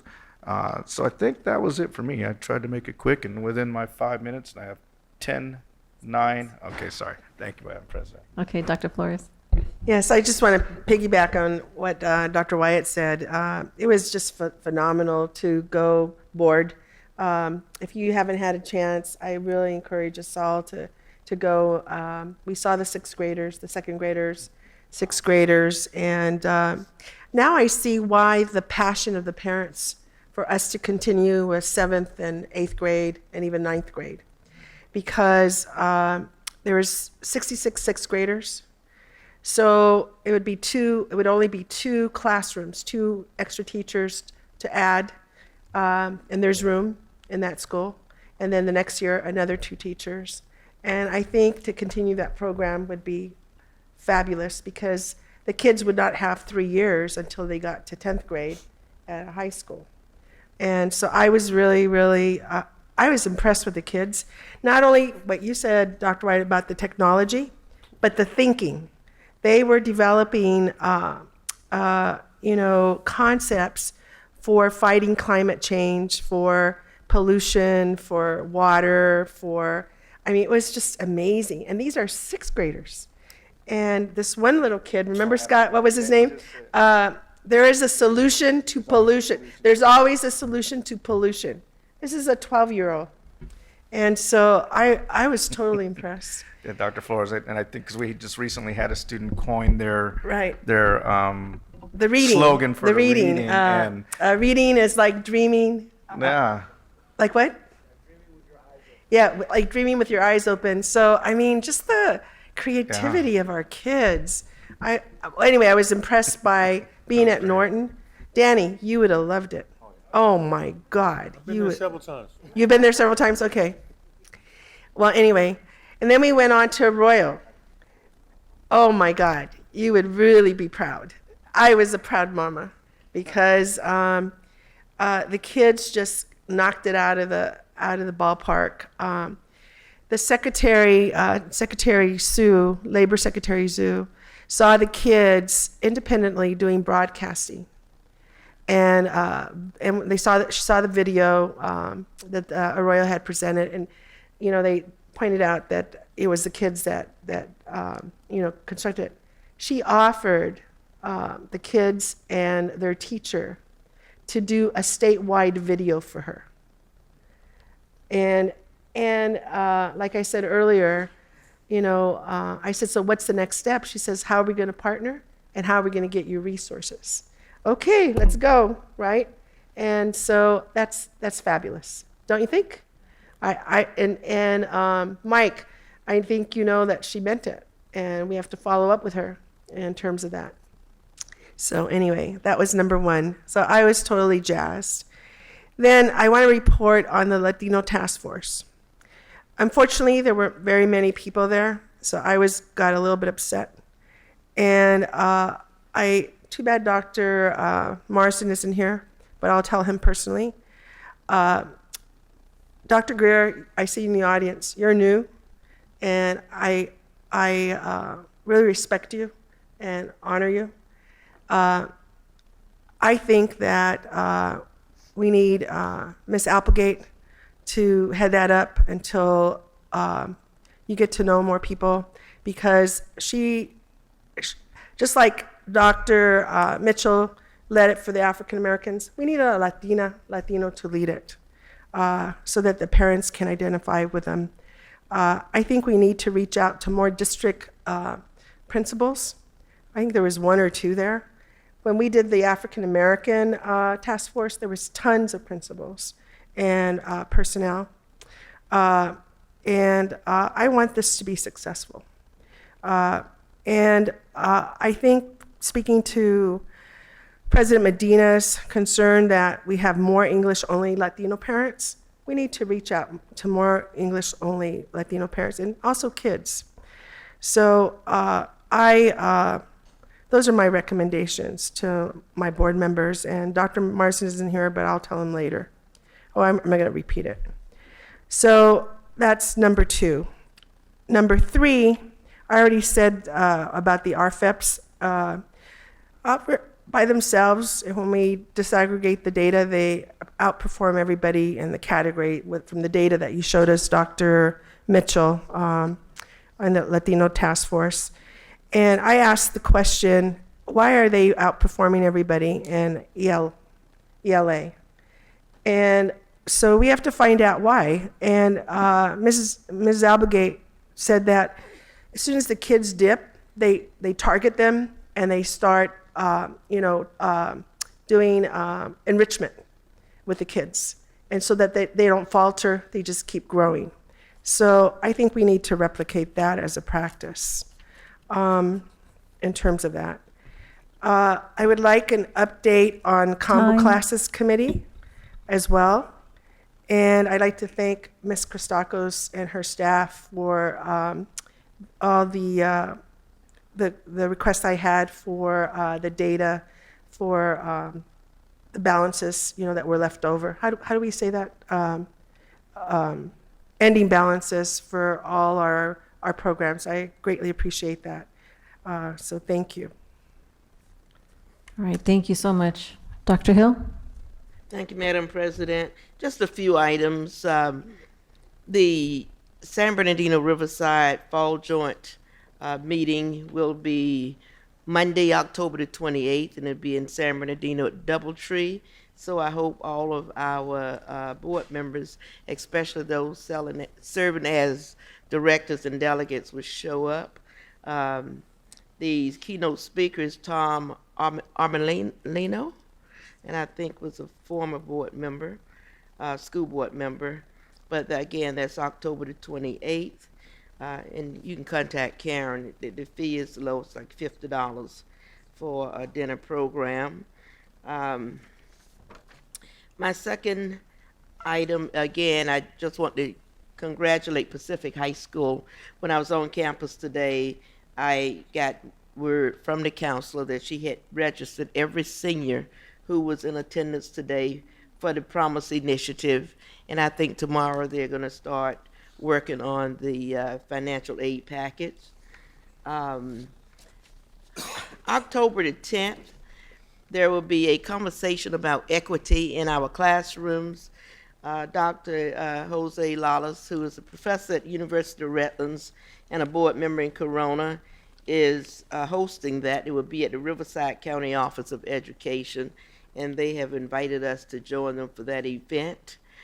Just a reminder that tomorrow, Mrs. Ontiveros has been patiently working with the district on the second annual California Clean Air Day, and hopefully all students and staff members will sign a pledge that we are going to protect our environment.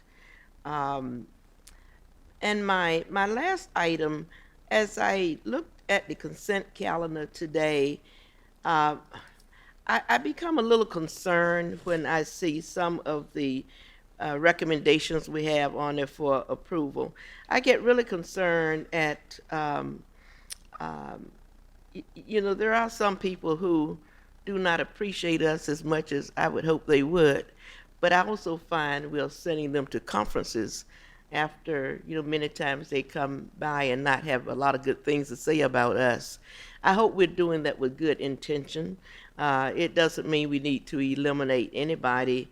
And if our parents, have a need to come out and chastise us, we have heavy shoulders. We can handle that. But just make sure we are making these approvals for the right reason. So as far as cabinet's concerned, I just want to share with you, as I looked at some other things that we are approving, I hope we are approving them for the right reason, not because someone's twisting someone's arm or you don't want to hurt somebody's feeling. Just please, I like to feel good that you're doing it for the right reason. So I, as a board member, and I think I speak on behalf of all 7 board members, say to you, if it's not for the right reason, let us know, and then just don't do it. But I just want to trust you to do what's right, and that we're using taxpayers' money for the reason we say we're going to use it for. So thank you for the work you do. All right, thank you, Dr. Hill. Ms. Rogers? So that Dr. Hill almost segued into, just want to, again, Dr. White has brought up, we did go and attend the community healing event in support of the community, wanting to have a conversation surrounding whatever it is that is ailing them and wherever we can chime in and be assistance. But we know, Abigail and I had this conversation, that when we are on our campuses, there is a tendency to lean toward at those moments to begin to talk to us about our school sites, which we are willing to do that. But what came out of a healthy effort conversation was the bullying, and it just resonated, and we're saying it again tonight. We probably would have said it 1,000 times last night. We have not just started the bullying conversation here in this district, in no way. Even so much so as I made a note to make sure that I was going to bring it up, and we just want to, again, make sure that it's on the radar of everyone. And their request was just as well, and even though it wasn't as long of a conversation about the ownership, is everyone, including parents, including students, including teachers, everyone. And when I say that everyone, it is to be able to provide solutions. And I had spoke with a group earlier last week, and it came up in this particular group. And what I was able to point to, and we were a little off kilt last night, but we were able to point to the undercover bullying as something that we are championing here. And when I bring that up, I bring it up just as well as I did with PBIS when I first got on the board, to finally get the district to say, I know we have it, but is it everywhere? Because if it's good, then we need to spread it as much as we can. And so if the undercover bullying, which is one thing that I've seen that I can point to that involves the very individuals, just as we do with youth court, to make those decisions. And I like it. I think it's great. But it can't just be great at 1 or 2 schools. It has to be great. And so when we begin to have a conversation about funding and how do we make things go abroad, these are the things that we need assistance with, because the parents are wanting to know, what do I do? What are the steps? We still have parents that, I told a parent the week before, if you're telling me today and your child was bullied even an hour ago, it's too late. I want to know immediately, because we want to make sure that we resolve, and it's not coming from a punitive, because many of the parents said even the bully needs support. So, but we've already said that. But even tonight, as we were playing adjustment with our equipment, my laptop or tablet went awry, and it went to the website, like you said, Dr. Wyatt, and I saw suicide prevention and bullying and all these things. So I applaud and again encourage our parents to redirect those that can back to our website, because those numbers are important. Those names of the individuals that is attached to is important. The second thing that I've just been probably talking about since this past summer, after really sitting in a class and then every morning when I wake up, it's on the television. I don't know what we're doing around vaping, but we need to be saying something while they deal with the legislation on it. I don't know what we can or can't do, but it is an issue. And it's not like a person sitting in your classroom smoking a cigarette. Of course, we can tell you to put that out, but there's so many disguised ways, and this is a horrible, horrible addiction that we need to see what kind of education, what are we doing around it, because it is becoming an epidemic. And then lastly, I was talking to a community member, and I'm sure the district probably is aware of this, I hope, but they shared with me that the teen music workshop van was stolen off of the Sturgis property. And so I don't know what's been done to support that, and if support, hopefully we're assisting them. That was an unfortunate situation. Apparently some gates were open, but you know, we need to look into that. They are having our full support right now. Okay, good. We're And cutting through all the red tape to help them get going. And I'm glad to hear that, because they did bring it up to me, and I just thought how terrible, unfortunate. You know, we can do the Monday morning quarterback, but moving forward, we gotta help them get back on track. Those are my comments. Thank you. Mr. Gallo? Yes, thank you. And it was really great to see the Secretary of Labor come down here, but I want to tell you who else was here. We had the Workforce Board Chair of the Workforce Board, Angela Farouk. We also had Tim Rainey, who's the Executive Director of the Workforce Board. We also had Gary McBride, who has been at almost everything we've asked him to come to, who is the CEO of the county, as you know. Been a tremendous supporter of all of our activities, along with Reg Javier, who's Director of Economic Development and Workforce, and I think the Deputy CEO of the county as well. And so we've really pulled together this community and are garnering the attention of people at the state level that actually want to come help and fund and support. And it's because of the collaborations that we've all built here, the board, our cabinet, Dr. Marsden. I mean, this is what a well-functioning team does, is they focus on the successes, and they focus on actually being a champion and ambassador for those successes, so that you can draw additional resources to this community, which desperately needs it, as you know, and bring things to scale. So this is what we're doing here, and it's all of us together. You know, we might have divergent opinions and battle it out, but I got to tell you, it's all for the purpose of seeing students progress, and that's why we do this. And we're implementing some really starting to get nationally recognized for the innovative solutions that we're implementing in this district.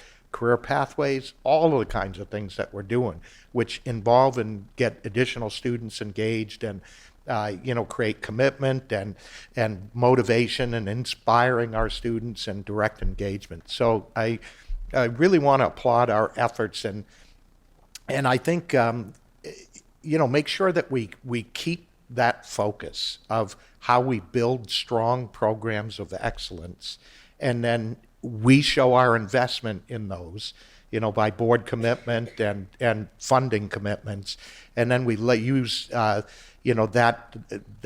dollar investment to leverage other resources from outside. That's how we're going to build these programs to scale, rather than just creating, as Dr. Marsden says, these random acts of excellence. Those are good and all, but if we don't bring them to scale, then we don't do ourselves justice, and really our kids, giving them the benefit of seeing these programs available for everybody.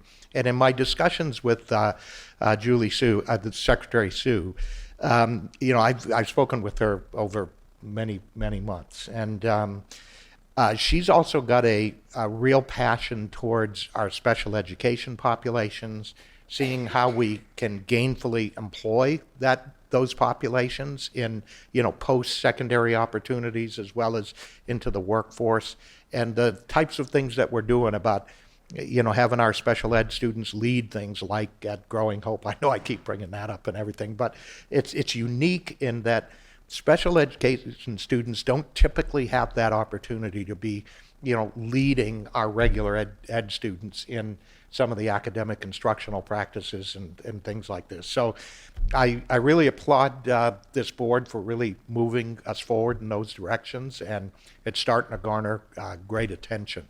Now, I might bring up, I probably got a minute or two, but I wanted to bring up the funding for our carryover, dollars that we've have remaining here. We had like $7 million. We allocated, I think, some recommendations that the cabinet made for 5 point something on it or something, and we got like $1.8 million left to allocate.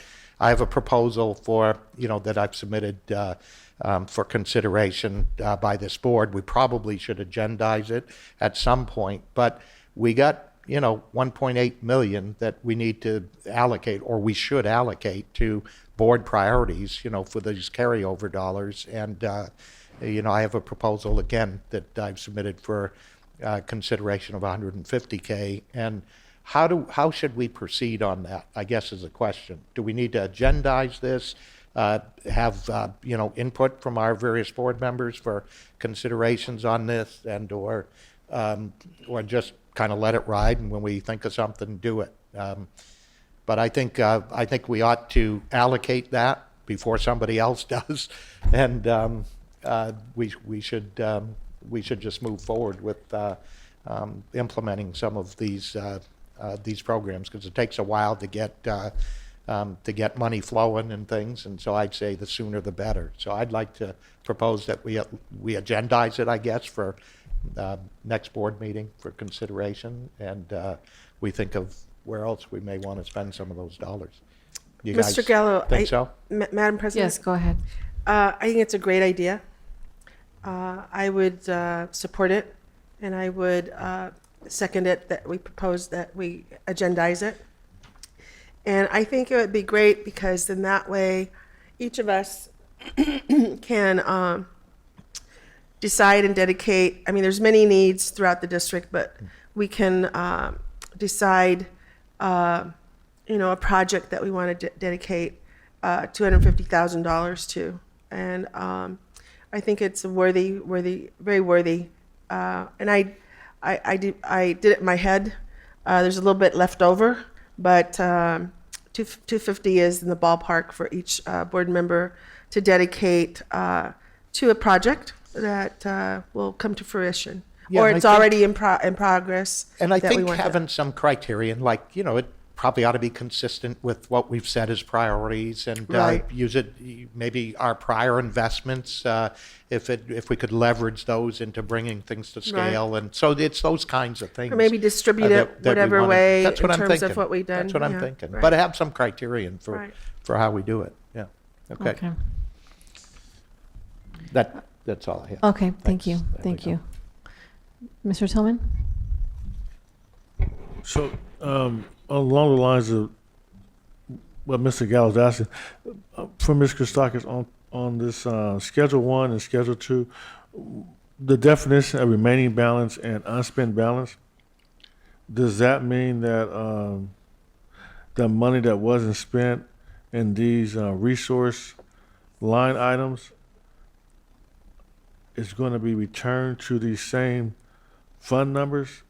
And I guess the other question is, was this same amount of money budgeted for the new fiscal year? So the remaining balances in the restricted schedule go to those restricted programs. Okay. Though that's all been accounted for except the about 1.8 million.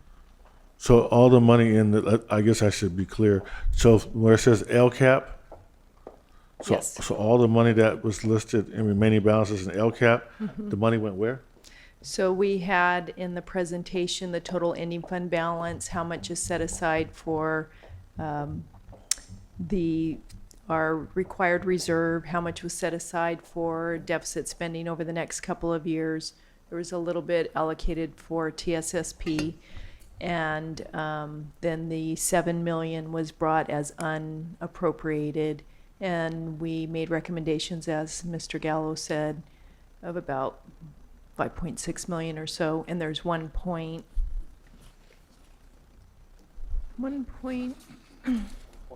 So just so I'm clear, so for instance, under, let's say career pathways. So you're on 910. What Schedule number? 1. Okay, let me just pull it. And it says resources 00445. And it says career pathways linked learning. Oh, you're on the BC. I'm sorry. Yes. Let me get to the BC, please. And it says that the revised budget was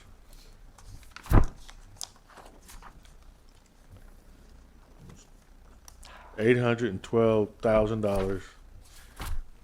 At the, as of June 30, $664,000 was spent.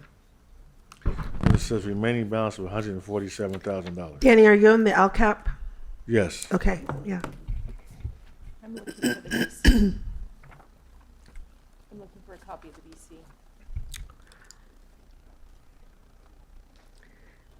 Madam President, You can see mine. my question also is with Mr. Tillman's. So my question is, just focus on the ones, for instance, for the career pathways. So are you telling me that that money left over? Did not go back to these programs, no. It did not No. go back to the And they program. get their new year And allocation they get unless it was one-time funding. So there were a couple items that were one-time only, and so that just went into the ending A balance. couple items, right. But your LCAP that the board has put together and the annual allocation will continue each year. And then same thing for the restricted programs activities? Restricted programs, On the Schedule money 2? goes back to that restricted program. The money goes back to that restricted program. So there was like Prop 39 energy investment, so that has to be spent a specific way. So all the restricted, all the RDA, that goes specifically back to construction. So like the, You had mentioned earlier restricted and the lottery, same thing that here. stays there. For instance, like career technology education incentive grant, the money left over there stays there? Say it again, I'm sorry. The career technology education and incentive grant? Yeah, what's the resource? And those are restricted, so it stays there. And I guess my concern is some of the areas that are in here, I know there are people working in the district who say they don't have funding for things, and Mike, I give you a good example. Is you have one in the LCAP one for LCAP sports, You okay? and he had $164,000, right? So I mean, is somebody explaining to these people that they didn't spend $164,000 last year? Because I'm getting a robo text saying donate to the football team for whatever, and they sending me the text 1,000 times. And my thought is, do they know they have money that they didn't spend? Yeah. Because someone needs to have a discussion. And so that's over several schools, so it could be nothing at one school might have left Right. some money. So on my it. fear is, I'm hoping that for the number, and some of the numbers are substantial, where you have like 38% of the money not spent. Is someone talking to the people and saying to somebody that you have additional money, that you have the same money this year, you didn't spend it the last year, but you know you have people that have the need? Because Yeah. I really think that there's a disconnect between what happens in the budget and what the actual people who want to spend the money get told and are allowed to do. And I hope that we have somebody from your office looking at this and going to talk to people and tell them you have a lot of money you have not spent. And it'd be even better if you look at the trend. If they do it every year, year after year after year, and you know there's people out there who want it, and I know we have the need for to buy things for the students, then the money should be spent. There's no way we should have this kind of money that goes unspent year after year after year. I agree. All right, thank you, And we Mr. do work Tillman. with the school sites and with the evaluators on those numbers. All right, thank you, Mr. Thank you. Tillman. Thank you. So I also want to say that I was also part of the community healing, And as the same thing echoed with regarding bullying. But then I did have a conversation with a person who works in the human resources department, and she suggested, and this is something that I would like to find out, and I did speak with Dr. Marsden regarding this, is that tackling each report, each case, and actually have some type of filing, something that is either through paper or is it through online, so that way we're keeping track and we make them feel like there's a process, so that they're not just guessing, well, we haven't heard in a week what's going on. And so the moment and she kind of put this as an example of harassment with an employee in the HR department. Then what do? You file a report, you make sure that they're being met with, and then we're tackling this head on. And so I think that's what we need to try to do. If we don't have a process regarding bullying, we should create a process. And that way parents and students are able to understand what it looks like as well, because when they're not hearing anything from the schools or the principal or the counselors, they feel like they've been left behind and nobody's dealing with the issue. So we have to tackle that on and look at this as a serious incident. Of course, it'll be depending on the severity of it, but we should make sure that they feel like someone is tackling this. On regards with, at the same meeting, I also met with neurodiverse. I met with teacher Amy Bauman, and she was explaining to me that there's this training that we offer for our teachers in neurodiversity and inclusion certificate via University of Laverne.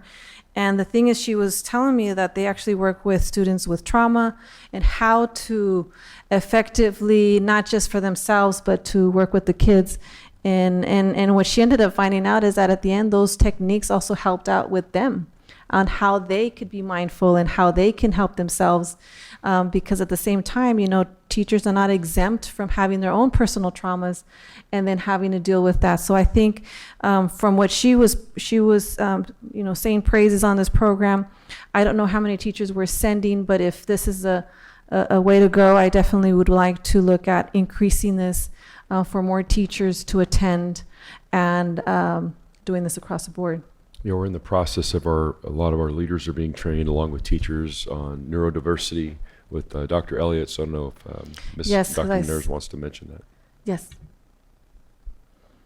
I apologize. I didn't realize that's what you were talking about. Yes. So this year we have 38 educators that are going through, and they are our pilot, our cheerleaders, if you will. It is a big time commitment. They are, when they're done, so it's a full year, starting from last summer, they will have earned a certificate in neurodiversity, wellness, and learning. And so it's weekly online meetings with University of Laverne and sometime at University of Laverne and weekends. So we wanted to make sure that for our first rollout, we went with the people that were interested and really could commit to it. And then from there, we will go deeper and offer it for more. University of Laverne is partnering with us, and they're trying to figure out how they can really meet our need. We have a very large group, but all of our administrators, we are starting with them this school year. So it's administrator, so she's a teacher, but the thing is that she even looked at it as a possibility for teacher wellness. We talk about students, but what about our teachers and how we're providing access for them to, like I said, work with their own traumas and so forth. But I seen a picture where you see an ideal wellness center for a teacher and what that looks like for them to rest and for them like lounging areas and just mindful, peaceful, that moment to separate from maybe an environment of stress sometimes. And so we have to look at, might be the opportunity to try to look at how we can help support our educators and our staff in that area. Absolutely. Yes, go ahead. I'm sorry, I had pulled this BC out, and thank you all for the BCs. I pulled the one out, Janie, for the high school lunch lines, and it kind of pointed, in there it indicated that there was just something about a shortage with cafeteria workers, and it happens to be here, the one that I brought up before, and it's around. But is that something, we're working on it because we need people, kids need to eat, but I appreciate you giving and following up on this, but kind of where are we with that? It is an ongoing struggle in filling some of the positions. And so what happens at the beginning of the year as they're loading their lunches, we concentrate on the elementary first. So when there's shortages or absenteeism or we don't have positions filled, we have to pull from some of the secondary to ensure that we meet the needs of the elementary. We do have speed lines. There's a lot of things we do, and then it seems to level out as we get through the first few weeks of school.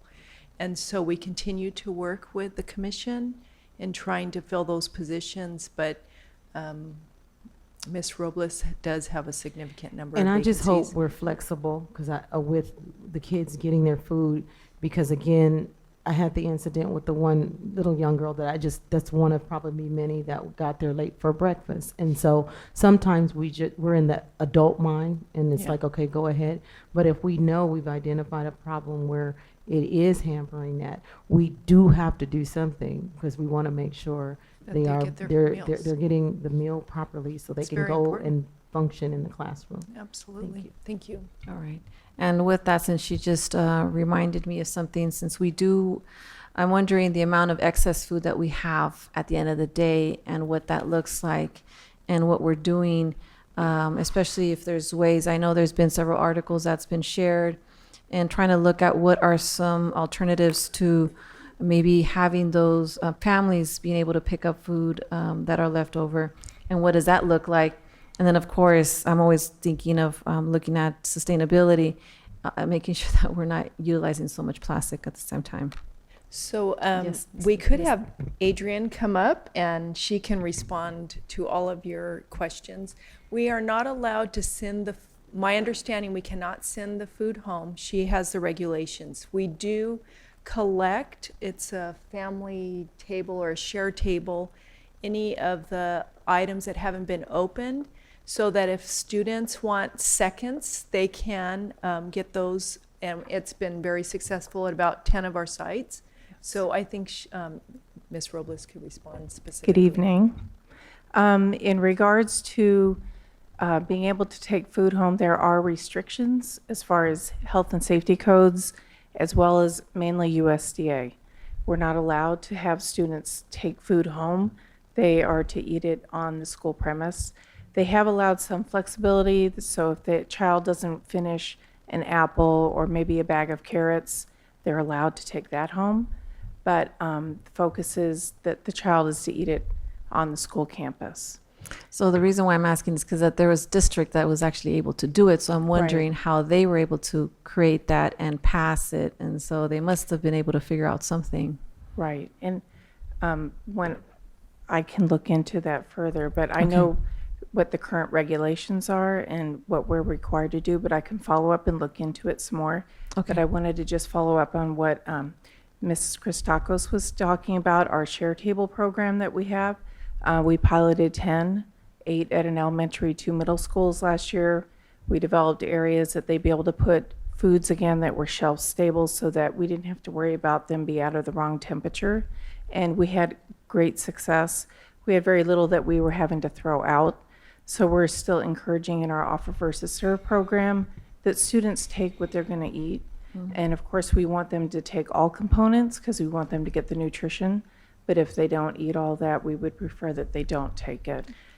We have expanded, she has expanded the supper program in partnership with the school sites, and that's been a great success as well, especially for students that are playing sports. Yes. And so that's gone well. So if you give me the district that you heard of this program, she'll reach out to them. I actually sent, because we all keep getting this from the community. They're sending it to us, and I probably every single one of us got it. So Dr. Perez got it from me. I know, again, 2 versions of it this week to find out, because Abigail is right. What we're conflicted with is that when they see it, that someone else is doing it, we know it probably is in another state or whatever, but we just need clarity as to what we can, or is it something that we can do? Because when they're sending it to us, and we gotta be able to respond and say whatever our answer is here in California. Right. So this is going live, so they also know that we're talking about it, because I've gotten several text messages about it. Yeah, and by the way, this is still America, so we can change the laws if we don't like it. Yes. And Exactly. don't yield our rights to doing the wrong thing. Right. Right. So I we just think need my- to, we just need to know, because I mean, the hunger thing is broad, and everyone is changing up from the waste to see what we can, Absolutely. because we have people that are Absolutely. students. I mean, well, we're fighting for the students right now that are hungry, and we know it affects them in the classroom. So this is more than just, you know, I want to just continue to eat. They can't function. And then we know what happens over the weekend for our homeless students. This is the last meal they get on Friday. So between Friday and there's nothing set up in the week, they're waiting until they get here. But if we can do some things, we just want to know whether it's from our sites. I saw the BC on the Supper program. I think that is great. But again, we talked about this, I know, year after year. There's a lot of waste that goes on, and you know, whatever we can do, but they are urging us to do something. All right. Thank you. Thank you. Thank And you. I will follow up with you, but thank you. All right, great, thank you. Okay, other than that, let's go ahead and move to 8.6, comments by superintendent and staff members. Thank you, Madam President. Just wanted to echo Mr. Gallo's comments earlier about having Julie Sue visit. She was very engaged as Secretary of Labor and Workforce Development Agency, and we actually are working to invite her to be a part of the conversation with Susie Levine's visit, who currently oversees State of Washington Workforce Development, and is former U.S. Ambassador to Switzerland, will be our keynote speaker at our November 13th gathering. And so we're working, really, Board would like your help to get our decision makers, lawmakers, employers, partners there. And so we'd love to have you present. This is going to be not just a local conversation this time, but a regional conversation. So excited about that.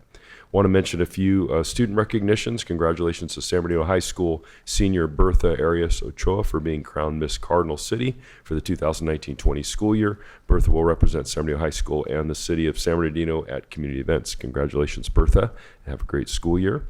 I want to thank our community partner, the California Retired Teachers Association, for providing $250 grants to 18 of our district's educators. So thank you, Cal RTA, for your support.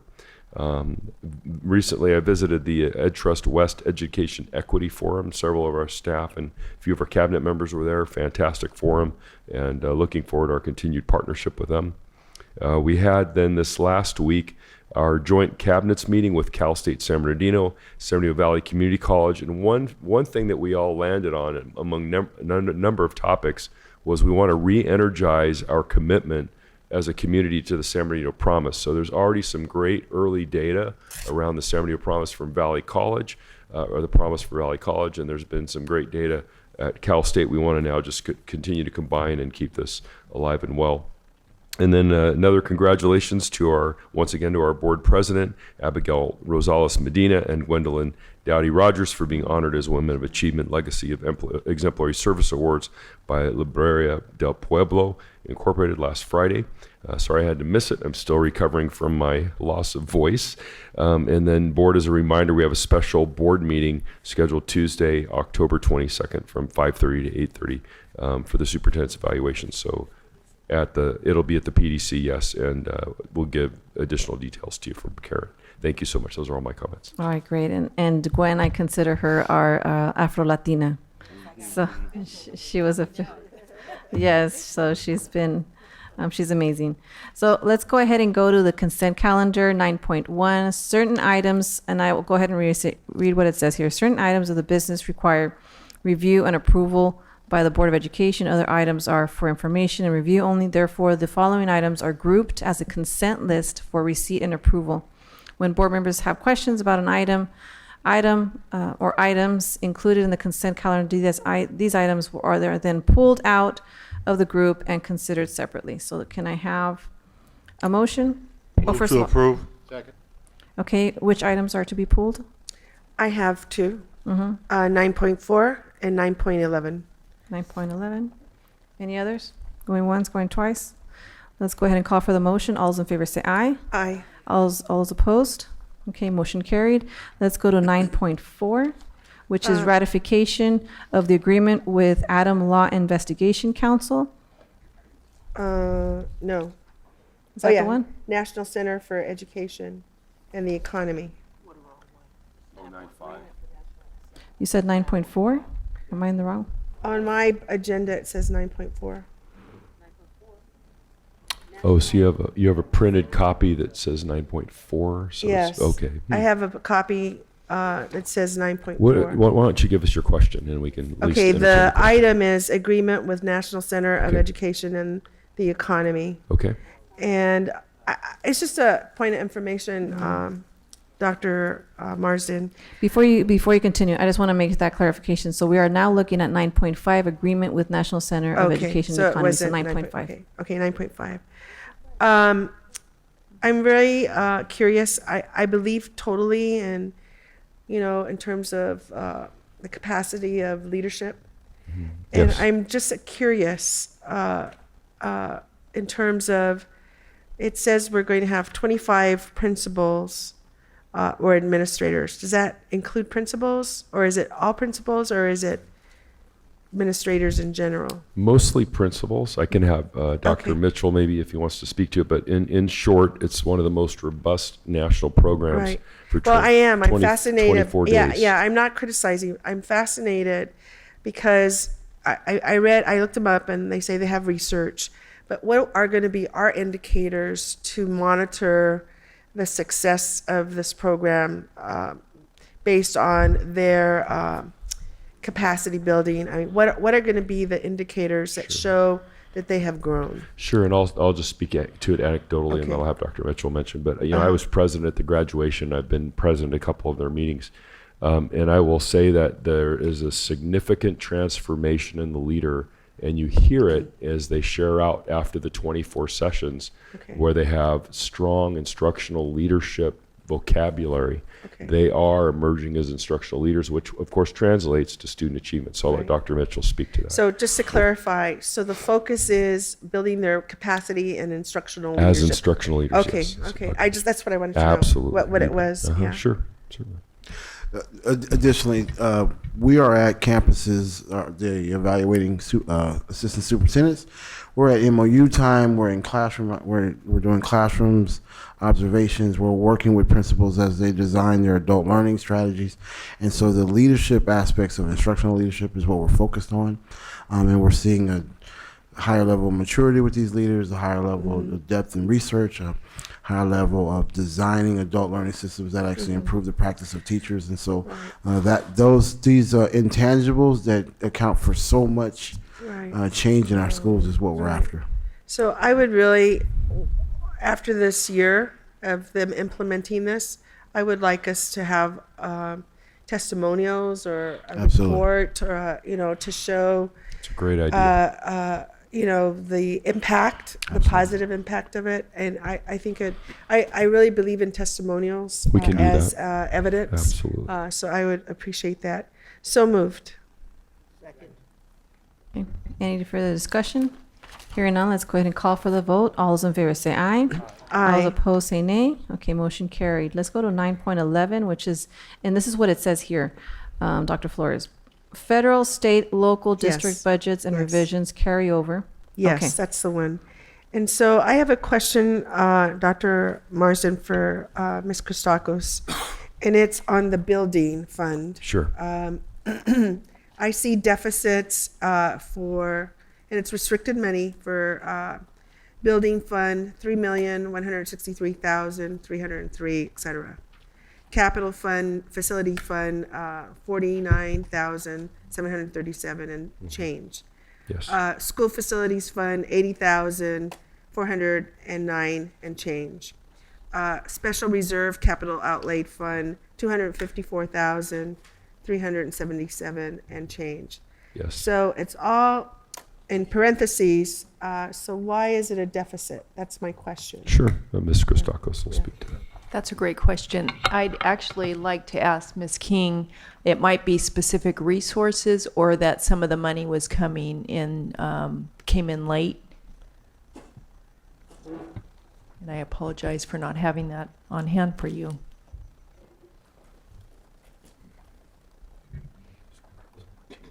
Okay, yes. And I'm concerned because it's restricted funds. Good evening. When we start the year with budget development, my department, based upon budget and projected expenditures, we'll put in a beginning balance for a particular program. In particular, with facilities types fund, if an invoice is processed in June rather than in July, it can affect what the actual ending balances is, because we're doing a projected beginning balance. Beginning and ending balances will be the same. So when we're projecting, I projected a higher ending balance, but some actual costs within the fund came through, they materialized. So what we're seeing here is the adjustment to decrease the beginning balance that I put in because it was too high. We actually had the cost come through in 18-19. So is it a deficit or is it So not? the fund itself is not in a deficit. It is just that these funds now, this is just adjusting it to a lower level, but it is not a deficit. So why is it indicated as a deficit? It's a reduction of the balance that was put in at the beginning of the year. So these are the adjustments to the beginning balances that we estimated. So we want the facility, we don't want to stop the building program. And so there's money in there for them to continue all the work over the summer. And she's just adjusting that number, just like all these other programs. So this is just a projection? It's an adjustment of what I projected, yes, Of to what the you actual project. amount, yes. What you actually, so it Yes. really isn't a deficit? No, it is not. Okay. That's all I wanted to know. That's a great question. Yeah, Thank you I very just much. wanted to know because I was shocked. I go, how can we have a deficit? Because we have all this money in facilities. And so what would be the true beginning balance? We can get those for you. And in the unaudited actual book, when you look at Fund 21, it gives you the total of all of the funds in, say, Fund 21. It will show you what the actual ending fund balance was. Mhm. So, I mean, it is there, but we can give you a separate report I would if like you'd to see it. Yeah. Okay. All right, thank you. So moved. Okay. Thank you, Ms. King. Second. Any discussion, any further discussion? Hearing none, let's go ahead and call for the vote. All those in favor say aye. Aye. All those opposed say nay. Okay, motion carried. Let's go to 10.1, Personnel Report Number 6, dated October 1st, 2019. So moved. Okay. Any discussion? Who Hearing- moved it? Oh, I'm sorry. As presented. Forgive me. presented. I forgot my line. It's okay. I was like, wait, this is something new. Second. Making sure you're awake. All right, let's go ahead and call for the vote. All those in favor say aye. Aye. All those opposed say nay. Okay, motion carried. 10.2, adoption of new board policy 3230, federal grant funds, second reading. So I need a motion. Okay. Any discussion? Hearing none, let's go ahead and call for the vote. All those in favor say aye. Aye. All those opposed say nay. Okay, motion carried. 10.3, which is board ongoing initiatives and reports. Second. Any discussion? Hearing none, let's go ahead and call for the vote. All those in favor say aye. Aye. All those opposed say nay. Motion carried. 10.4, board top 10. So moved. Okay, so we have a question, Ms. Rogers? I have a question on 7. Just from, I came back and I know there was a discussion about the carryover. And so the 7 is this board budget wish list, which I've always looked at it and thought, why do we have that there? But I think what we just kind of talked about brings us back to, is this an opportunity to close in on that and determine what do we want to do with that discussion? Because it's going to pend, and I would like to see all things up front maybe, or ideas at one time, and then it'll help us not have to try to do it throughout the year.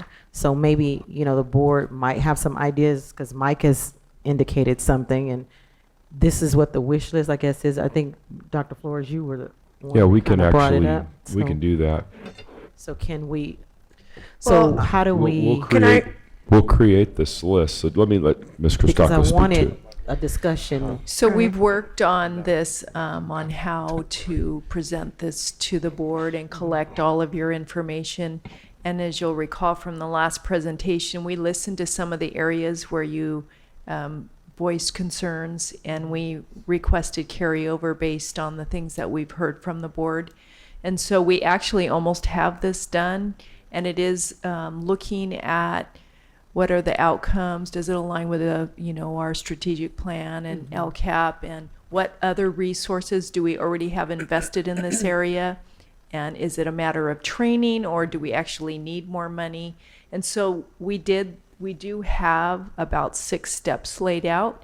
And so your idea of putting it all on one and then prioritizing is a great idea. Because now, I don't know how soon, you go ahead, Dr. Flores. Dr. Flores. Well, that's one option, or the other option is what Mr. Gallo proposed in terms of each board member, allocating $250,000 to certain projects that each of us would like to support, and that's only for the 1.8 million. I mean, we as a board can decide whatever with budget. I mean, our superintendent and cabinet present a projection, and if we disagree, we can change it and propose whatever we want. And there are recommendations. So it really isn't just 1.8. It can be, if we get new monies in, or it can be beforehand. We can change it accordingly. Right. Yeah. I just would like to close in on this opportunity because it came up, it's kind of here, and rather than, I'm hearing a number and I'm assuming that the 1.8 is the new number, and in addition to whatever could come up, but we need to make a decision. Do we agendize a discussion? Do we wait for them? I'm Are you wondering- going to give them direction as to what you've already told them about? Because I'm sure some board members may have already had some discussions or have had some things you've jotted down in order to have a list. Could we just send you a list of several items? Is that something? Well, that- we agendized it for next. Okay, so we've did you- we've agendized it Okay. for next week. I mean, for the next board meeting. Right, I would So that we suggest can have be a prepared to discussion talk then. about it at the Right, next board right, meeting. So be But that's what I'm prepared. saying is for Right. each The board list. members to look at their own list. Is that what that's going to happen? Because we're going to go and talk about something that Why we're not? not. Well, Sounds again, I reasonable. don't prepared. know if I heard, maybe you heard something different. Forgive me, my head's a little fuzzy, but I don't believe I heard Mr. Gallo say, hey, every board member has $250,000 to spend. Well, no, I think- didn't I say think- that, but I mean, that's what it works out to That's what it- if you would that's have what just it- divided equally Right. among 7 board members. So I just, I want to reiterate what you just said. You have a very large budget, and when you as a board say, hey, here's a priority that we see for our community, one, you saw a number of those items listed during Janie's presentation previously, and we will we'll continue to listen. What is the board's priority? So this one item that was Mr. Gallo surfaced, we can agendize that. You can discuss it.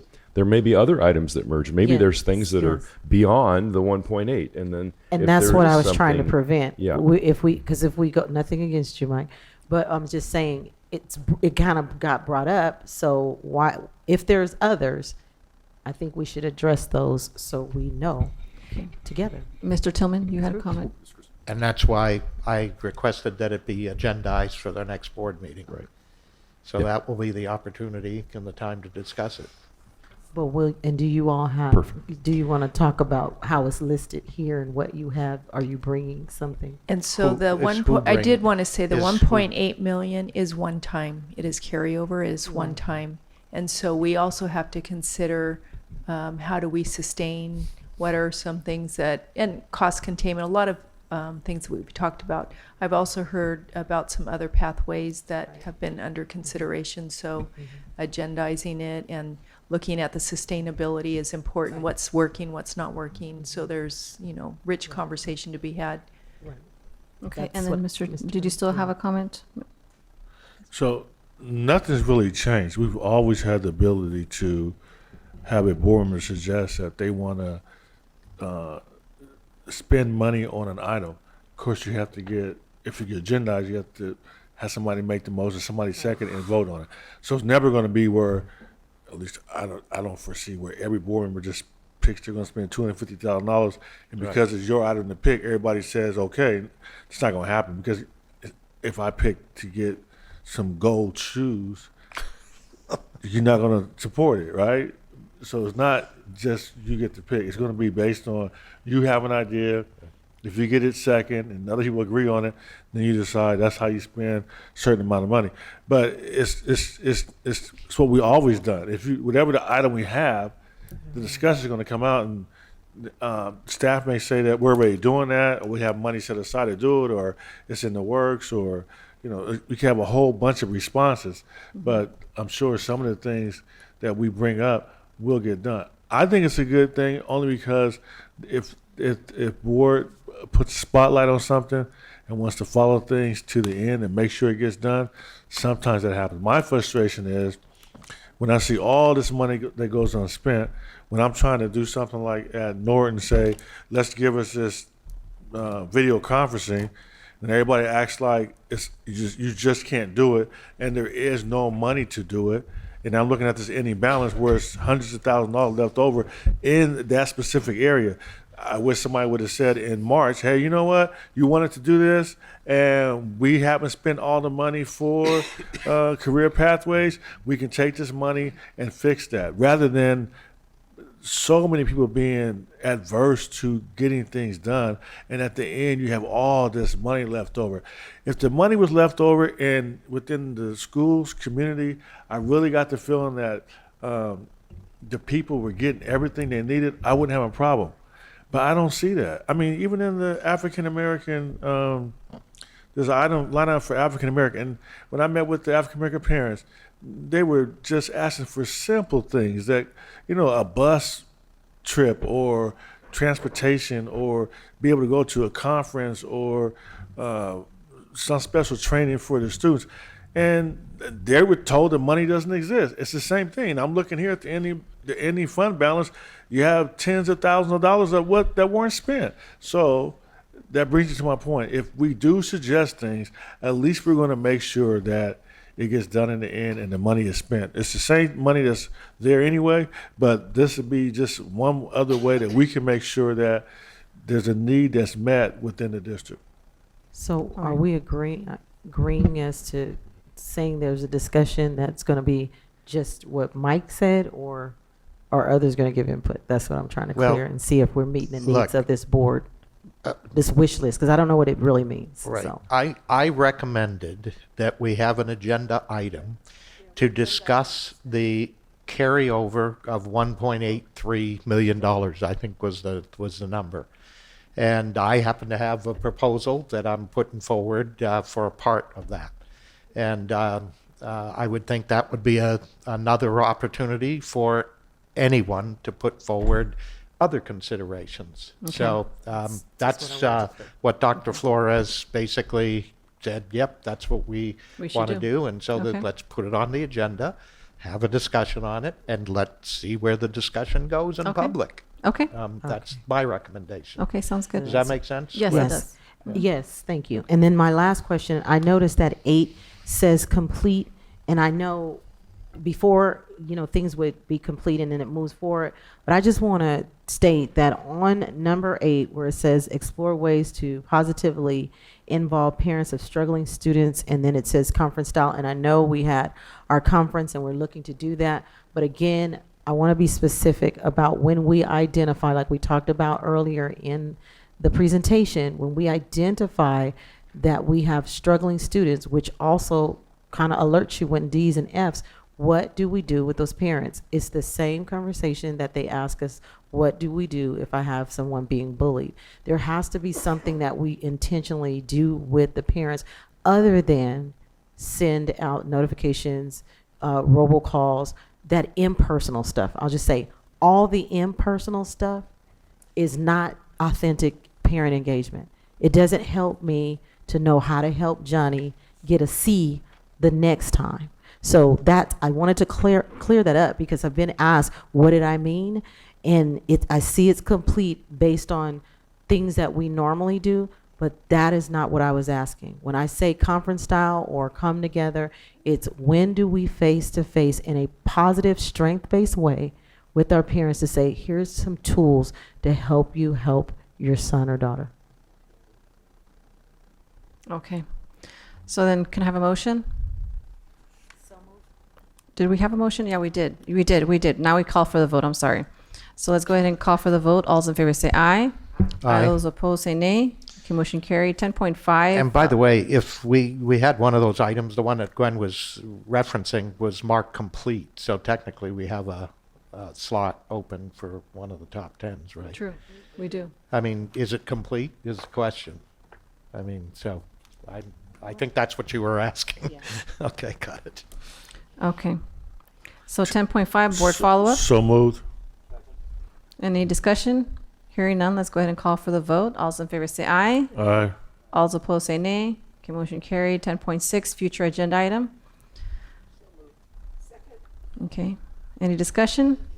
Hearing none, let's go ahead and call for the vote. All those in favor say aye.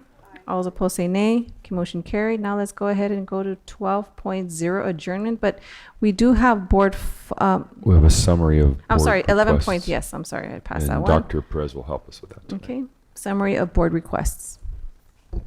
Okay, so the follow-up for the request from this evening, I have a request for us to separate out the data, the English learner data by level for the CAASPP results. The second item and 2 through 7 actually fall in line with the presentation from tonight. So the next couple of requests are related specifically to the presentation. So providing the number of students for Pacific's data slide, number 21 and 22, Mr. Tillman was asking specifically for the numbers that lined up with that, with the number of students for the data. The next item is asking us to look at the numbers on slide 17. There was some concern about our English learner and our RFEP numbers not matching up to actually give us the 1% increase that we were reflecting on that slide. And then to Ms. Rogers' point, what are our early academic warnings for potential failures, and what do we do to act preventatively? The next request was for us to look at the mobility aspect of our results and how does that come into play for our students who are more stable in their enrollment and those that may have some instability within their enrollment. And the next item is related to conducting item analysis using our claims and targets to really break down and identify areas for teacher support, further teacher support in preparation for our students and the CAASPP test. The next items are not related to the presentation.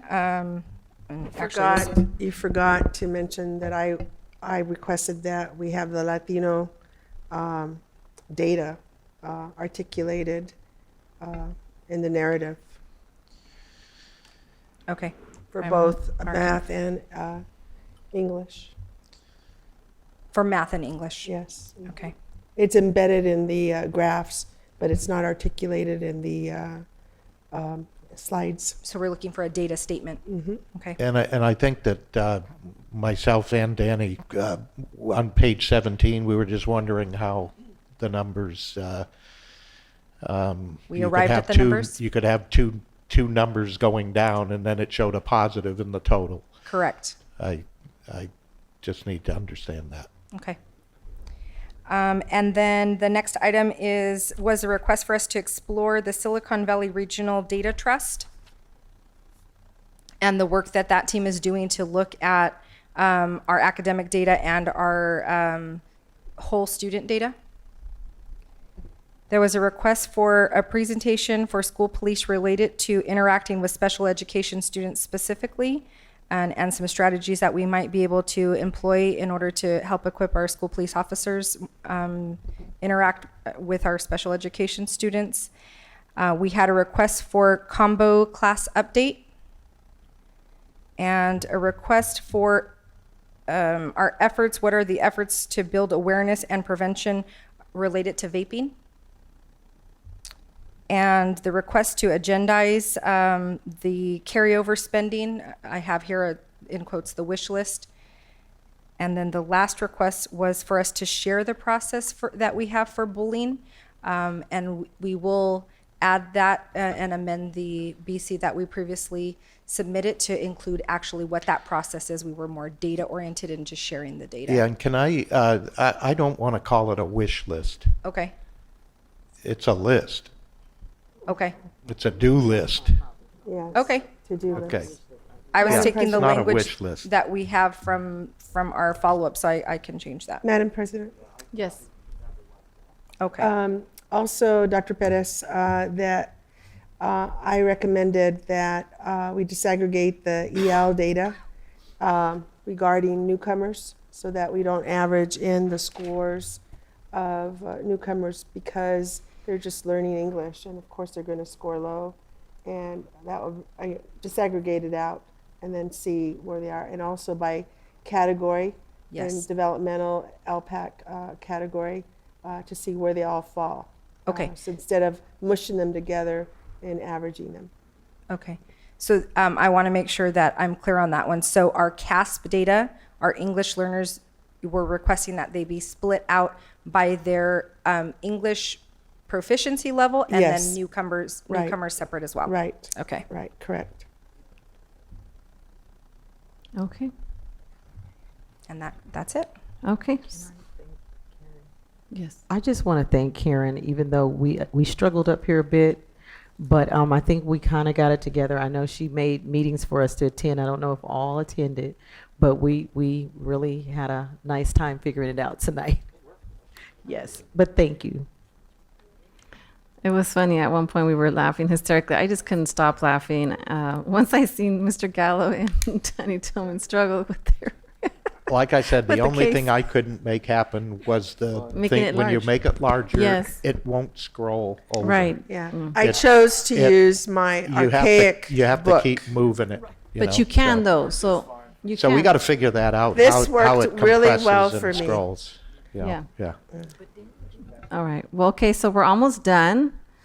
We're just a few minutes away, if not a minute. So we're going to 12.0 adjournment. Approved to adjourn. So moved. Okay, let's go ahead and call for the vote. All in favor say aye. Aye. Okay, motion, meeting adjourned. Our next board meeting will be, I'm so used to it being on here, October 15th. Thank you, everyone. You have a good night.